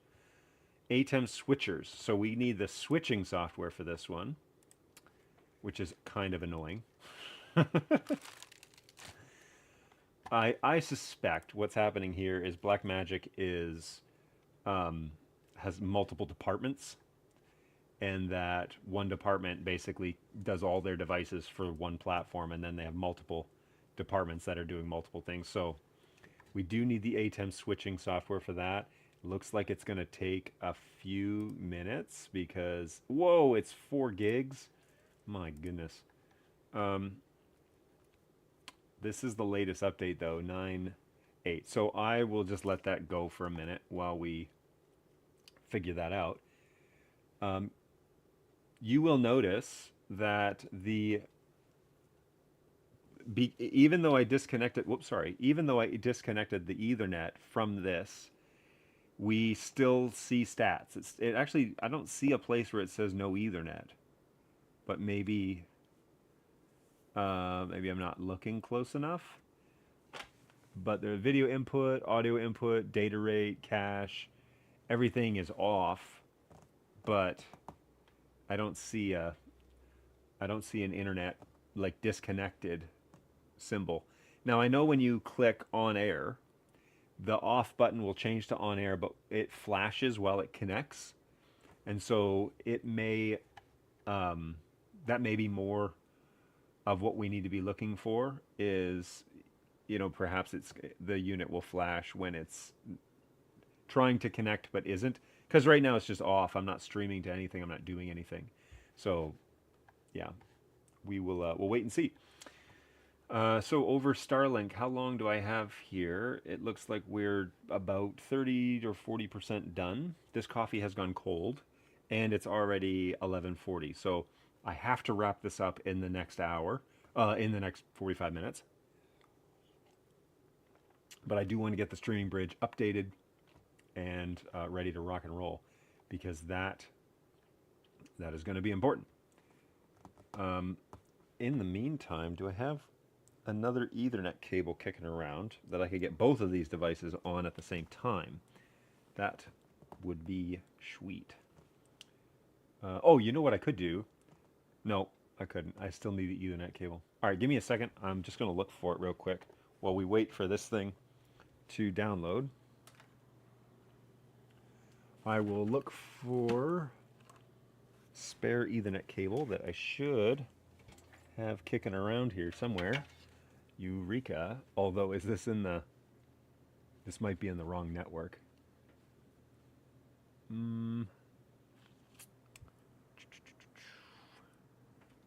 Yeah, this... I suspect that this is actually on my NDI network, which isn't the end of the world, but if we trade them... Come on. All right. I could swap that if needed, I guess. It would be helpful just to have a spare Ethernet cable, right? Maybe I should think about that.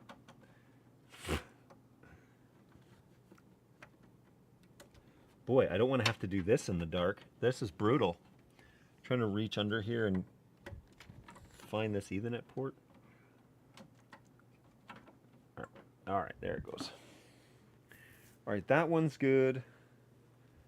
This one is that one. The same one.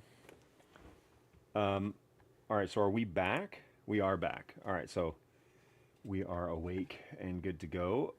I now see my switcher software has download, so let's run it. And we will agree to the terms. We will install this briefly. What? Cancel this. Close this. Extract all. Extract. Oh boy.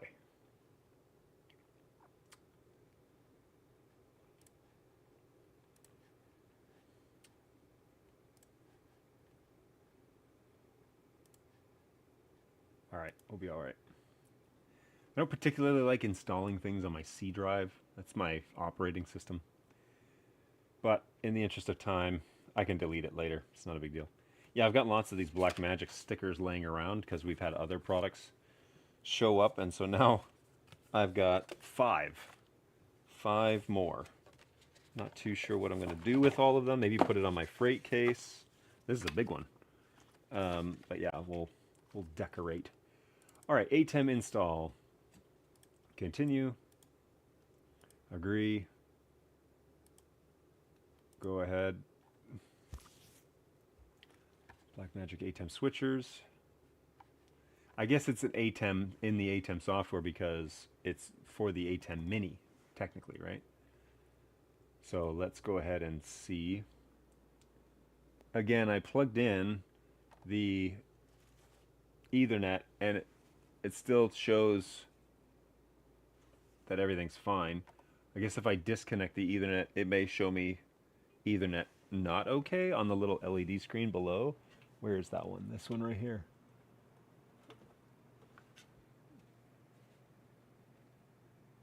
Yeah, it seems to have, oh yeah, okay. The little blue symbol goes away, so that's good. It's good that there's some indication. All right, recently installed. English, please. No switchers are detected.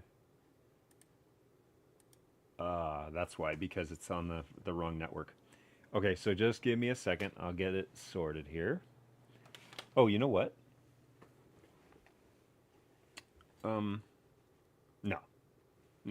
I'm not going to do that. Okay.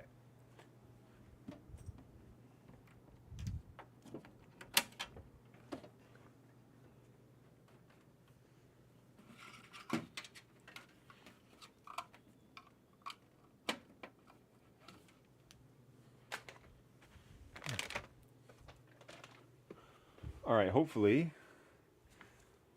she will appear. It is booting. ATEM setup, maybe? Aha! Eureka! Update, please.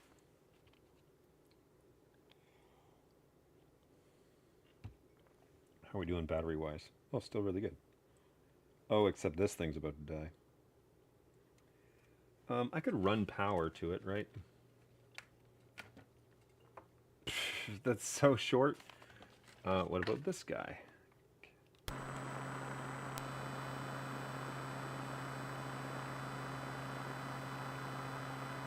No? Is it not? Oh, yeah, there it goes. Okay, now it's charging. Sweet. All right, update complete. Ready for use. Did it not say that it was 8.1? Maybe this one hasn't been updated yet. All right, local. All right, so I want this on the internet. Here's the key, and here's the port that is required. Internet status, no internet access. Oh, wow.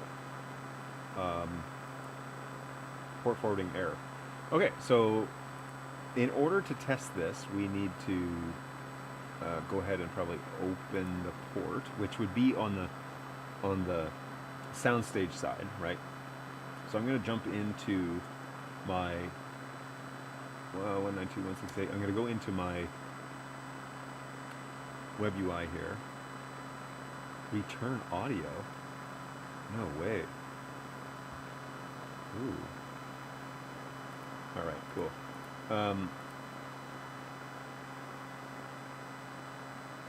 All right. What?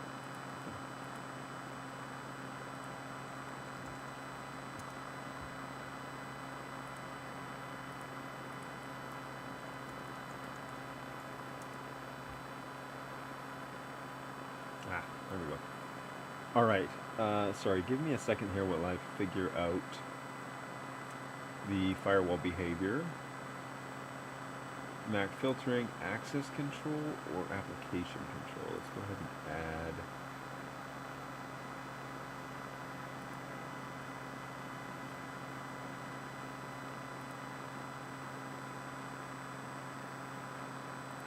I'm just going to talk through this because I don't want to necessarily show you all this.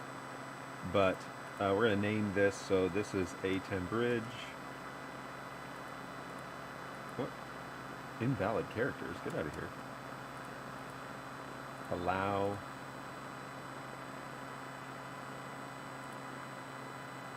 Direction. Source. That's fine. All.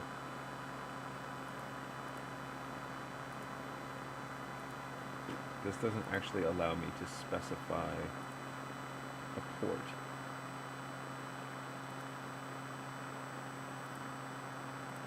Hang on here 1 second.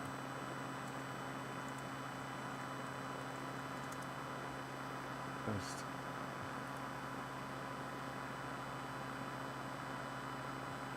Case 1. Oh. Allegedly, there's a forwarding tab that I'm missing. That I'm not missing, that I'm not seeing, is what I should say.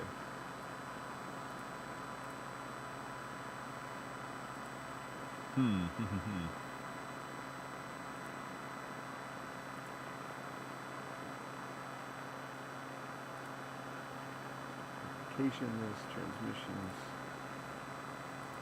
references, nope.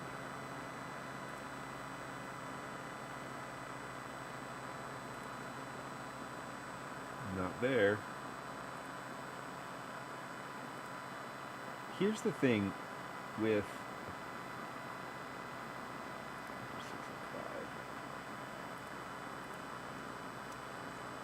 Here's the thing with networking stuff is how come we can't just all agree to call it the same thing? Because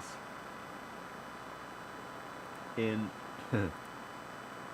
inside my router, it's not called port forwarding, it's called virtual servers, which is not really... You could just call it port forwarding or forwarding. We'd all kind of understand. On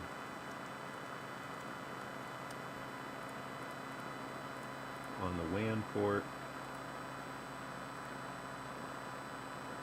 and then let's go back to this real quick so I can see a few details.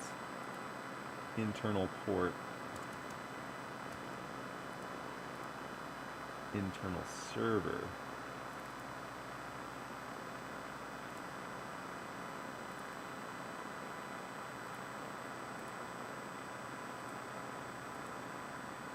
Oh, that's cool.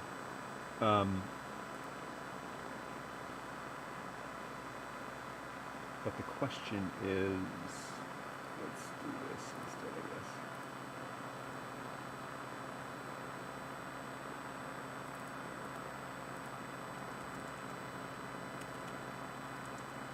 Okay, so what I'm doing is I'm setting up a port forwarding address between my computer and my ATEM device. And currently, I'll just use this one.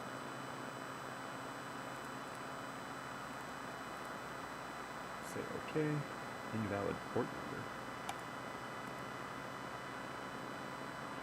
What? No, that's the range. Oh. I'm sorry.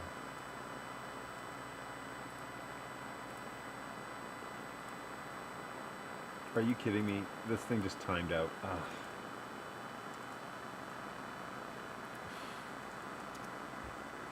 Crazy.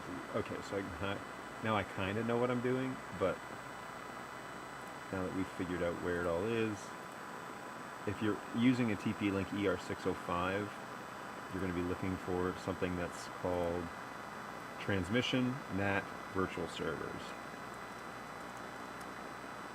Interface out of the WAN, external ports.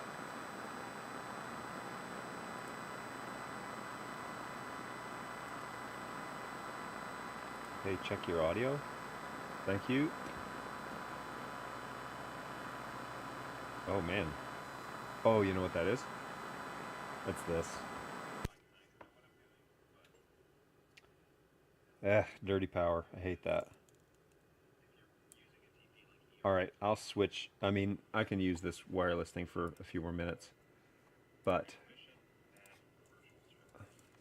thank you for that.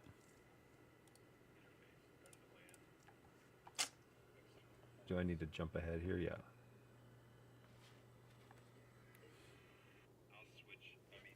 It's the power. I plugged in power. That's what it was. Alright, so if I enable this now, and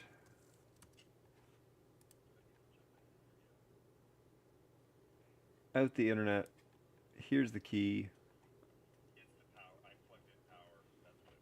Thank you for following up with me on there, Daniel. Much appreciated. That would have been annoying to have the whole show having that whine in the whole show.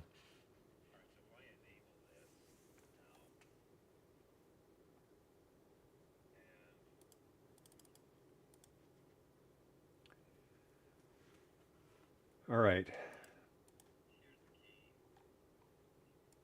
So, streaming source is a web presenter. Save. Ah, there it is. So let's dump that on the desktop. That's perfect. And then we go back to here and we say, why? Oh, because I disconnected it. Okay, so now we're going to change the connection back.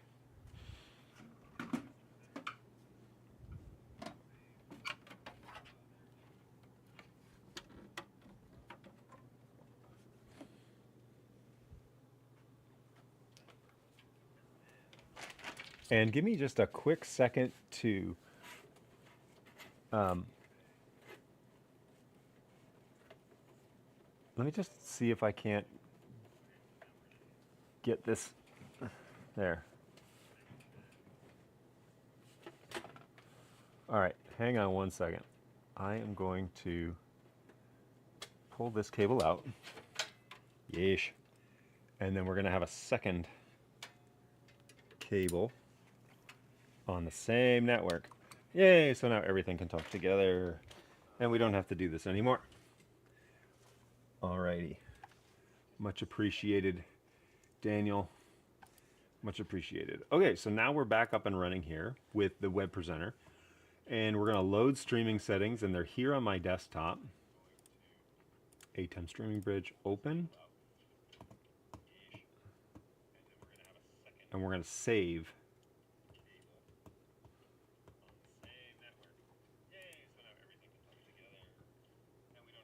So now if we say on air, it's attempting to connect to my bridge. It's flashing, so I think that means it's not working. And there would be no way for me to verify that the ATEM bridge is actually receiving anything. Live stream is off. Streaming high, currently on air. The cache says 3%, well, which you guys can see. So it should be just solid. Although it's staying at 3%, that makes me believe that it is sending it. But I don't have any yeah, I don't obviously have any video going over it. So it's hard for me to verify that it's actually going out, that anything would be going out. It would be nice if they would just kind of connect and you could know, like, yeah, the bridge is connected. Now, there is actually in here, you can say local without a key, save, and then we can turn that off and we can go back here. Okay, yeah, local without a key. Let's say on air.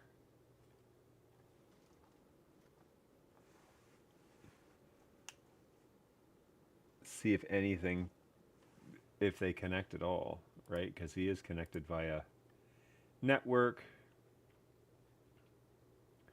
Although I assume that I may have to clear these settings, so say, oh, look at that, that's cool. ATEM streaming bridge, save,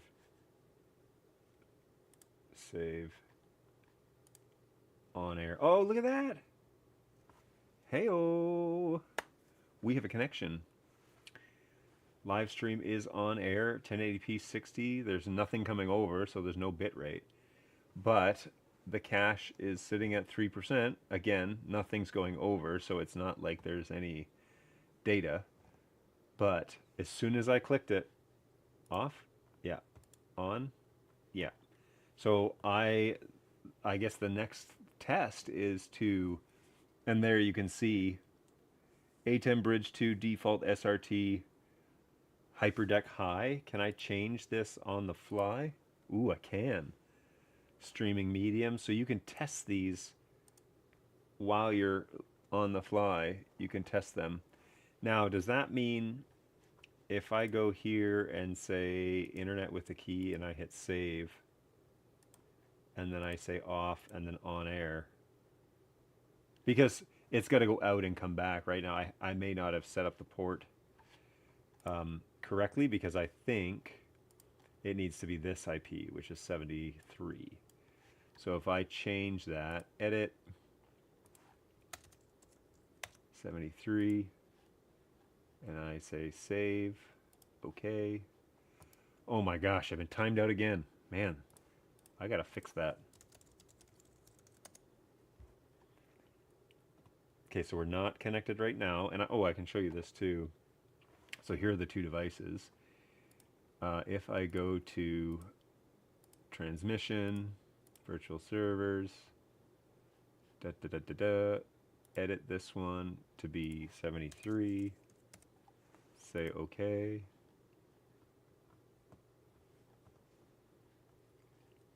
And the changes on your firewall might take a hot second, so don't expect them to go right away.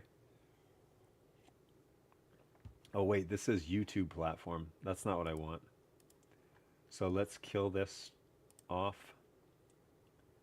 That makes sense. ATEM streaming bridge on air. That's the one that I wanted.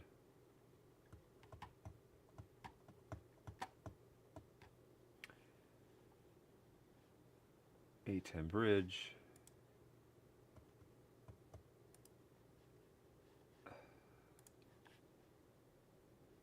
$74. 74 is correct. 74. And then this guy, it's probably because they're both on the local network, right? So I do like this. I mean, that's pretty straightforward. I just got to get this guy on an external network, and then we could see if that works just fine. But if I say stop, and then if I say I want this to be on the local without a key, and then I say, look at that, streaming bridge 2 on air, boom. Both connect right away. So that's perfect. And then you can see the on air tab up top is red constantly. And so we've got a 3% cache, which is really fast. SRT, hyperdeck high, so that's like the highest it'll go. I'm suspecting we're going to be here on streaming high. And that information changes there on the underneath the on-air symbol. Now you can't see it because the video's crap, but here it changes in real time what it is that it's receiving. So that's really nice that it's that quick and simple to use. Okay, well, my freight case is together, other than I need the drawer, which is at the Soundstage, but now I just need to test an SDI connection to it, which I don't have here in my office. So that's good news. I mean, this case is coming together. I'm going to have a drawer in there. I'll probably have a blank plate in there. I need to order like an Ethernet panel. So if I say, I'm going to turn this off. Boom. And Ethernet 1U patch panel. I don't need a bunch of connections. Although, if we put the PEP-Link in this thing, which we would need another tray, PEP-Link has like 8 ports on it, so we could make that really simple. And let me share this real quick. So we could make this really simple and do like a 24, panel patch panel. Let's say 8 jacks. Yeah, I don't need 16. This is a 1U 10 inch. I need a 19 inch. it's just overkill, you know. Maybe something like this where you could get some blanks, removable 6 ports. So you do 1 pack. Eh. I know they make them where it's just like 4 or 8 ports, but it's a full 16-inch or a 19-inch 1U unit. I think maybe that would be ideal where I could just put blanks. I mean, you can buy this guy, right? Like I've purchased this one before. It's cheap. And you can just buy blanks and put blanks in the holes that you're not using and then just light up the ports that you need and just have a bunch extra. So maybe that's what we do. I'm not too sure, but yeah. It's good stuff to think about. Probably not for this run, not for this rig. Oh, do I already have one? I might already have one.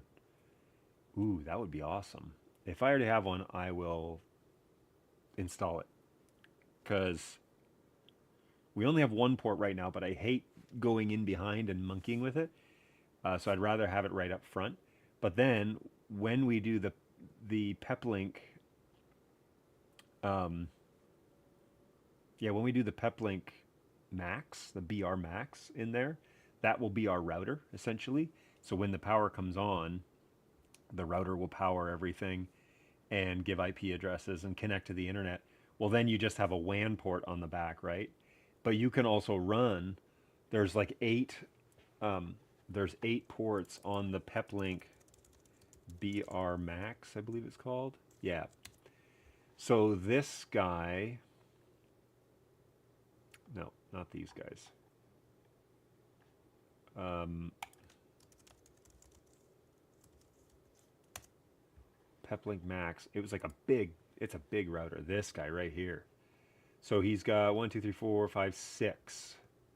So you've got 6 there, and you could run it like a true patch. So instead of going, well, you wouldn't have to, I guess. But anyways, you'd have those ports accessible, and so you could have dual WANs. You know, you could have 4 LAN ports or 3 LAN ports because you would have one. This guy plugged in directly to one of these. You could also get a switch. I mean, a switch would open things up and would also be then the ability. It wouldn't need to be a managed switch, or maybe just like a regular schmegular managed switch. I'm sorry. I really need like an alert when this thing's not showing. That big one on the bottom, that's the one that we're looking at. But then you could get all those ports on the back panel. And so then when you open it up, click, click, click, powered on, off you go. So that would be maybe a little more ideal than just having, trying to feed the wires into the case. That would be annoying. So yeah, maybe we do that. I'm also tempted to the power to put a that same power adapter that I used on my build, right? So I purchased a marine style power adapter that has a recessed plug in it. And what you can do with that is you basically just have a power cable and you run.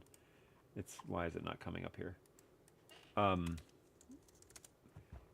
You just have a power cable and you plug it into the case, the actual physical side of the case, and it will, provide power to whatever's plugged into it in the backside. So that's honestly, I love that about my little PepLink device that I have out in the truck that we built, that there is a show on how to do that.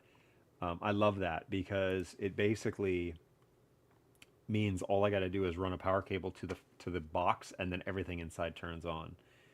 I do like having the big power switch on the front. Like, okay, we're all set up. Turn on the power switch. But this is the unit that I had purchased, and it works great. I mean, it plugs into the side of my. Yeah, it's just easy peasy.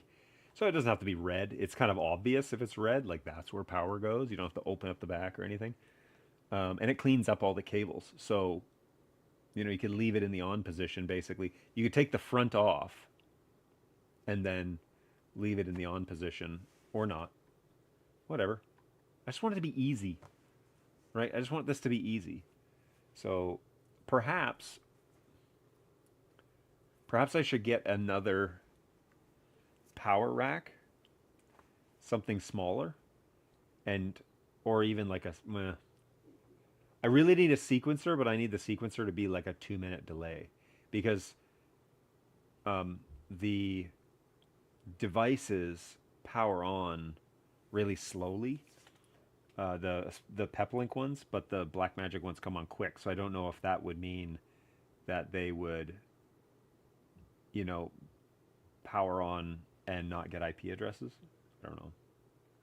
Anyway, all good things to think about. Well, this has been fun. I'm so happy that it's kind of this far along because it's operational. I mean, we're up and running, and now we need a way to test it. And so I'm going to take it to the soundstage tomorrow and pretty much give it a go. But yeah, everything is functional and nice and clean. There is a drawer that goes in there, and I'll probably put a little 1U plate in the front. But outside of that, yeah, we are in good shape to kind of get going. So I don't think I had anything else. I'm using the microphones. I don't think I had anything else that is outstanding that I needed to unbox, other than like SDI cables and such. Which again, you can get patch cables for these, right? So we can go out of the SDI into a patch panel on the back, and that would be maybe ideal, is doing it that way. So maybe I'll look at that too. Yeah, but it's like slowly coming together, and I think it's going to be a really functional box. I have actually seen guys do, and hey, what's going on, Nick? Always good to see you, man. Thanks for stopping on by. The I have seen those 2 or 3U monitors that people use to do like color scopes and that sort of thing, and maybe that would be useful in a case like this. I put the drawer on the backside, but yeah, maybe something like that would be really useful where we could monitor the coloration of the the incoming stream so that it goes over to the soundstage correctly. That might be a nice little added addition in the end. But currently, and I think the Feel World monitor actually does do false color. So if I or what's it called, peaking and coloration and everything. So if we let's just navigate here to this focus assist. So that's what that is. And so if we click on that, yeah. So there's focus assist turned on, which is kind of cool. That it could really help you with focusing cameras and stuff. That's a good feature. I'm glad it's on there. And then I'm not too sure what what else we have here.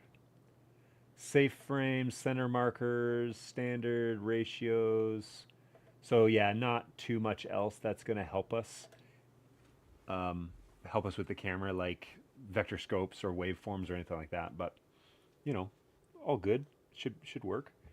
So yeah, I'm anxious. I'm anxious to try it. I want to. What's going to happen is I'm going to take the streaming bridge and this rig over to the soundstage tomorrow. We're going to check it out, plug things in, make sure it works like internally, and then I'm going to bring this rig home again, and with a camera, a camera that will be an SDI.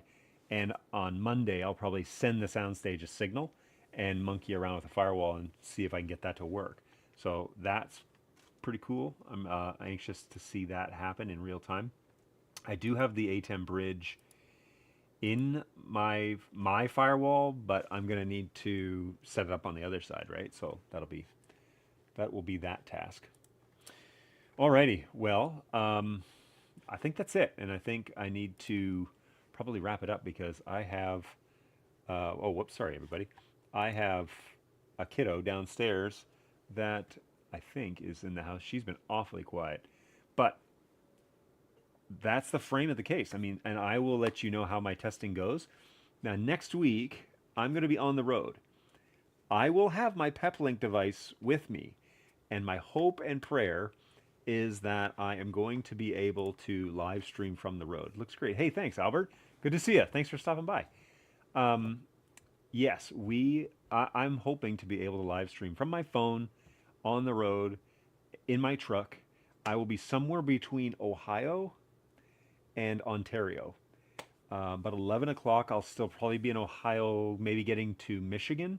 So we will see how long I'm going to be able to stream. It may be a total mess. I'm really sorry. But the following Thursday in the morning, I'm going to be setting up for my show with this rig. Not my show, setting up for a live stream with this rig. And so if I have time, I will try and get on again. But there's a good chance I'm not going to be able to do that. So I might try and live stream on my way home on Friday of the following week. So next week, Thursday, hopefully regular time. We'll see how that goes. And then the following week, probably Friday or maybe not at all. So if it's a total mess on Thursday, I won't try and redo it. But if it works, then hey, that might be cool, and we might give that a go. So let's see how that rolls. Thanks everybody. Looking good. Yeah, it's coming together. And one flip of a switch should shut it all down, and I can put the screen away. This is kind of like the functional side of things. This is what I'm really excited about right here. So I can power down, right? Okay, everything shuts off, and then I can flip this down, and this rolls back in and tucks away nice and safe. Whoops. Come on now, I gotta actually find the screw hole. There we go. Nice and safe, so the monitor's protected. And like I said, I'll have a little patch panel on the back for Ethernet cables, and could even label it or whatever, but we undo, and then we just take our gator case cover, and we can put that on, snap it together, and same with the back, and then we're good to go. So I actually think it's gonna work out great, and we will kind of go from there. So all right, everybody, well, thanks for coming along. I better skedaddle, and I will see you guys hopefully next week from the road, and if not, I'll post something on social media, so check me out there. Take care of yourselves. Thanks for everything. We'll see you next time. Bye.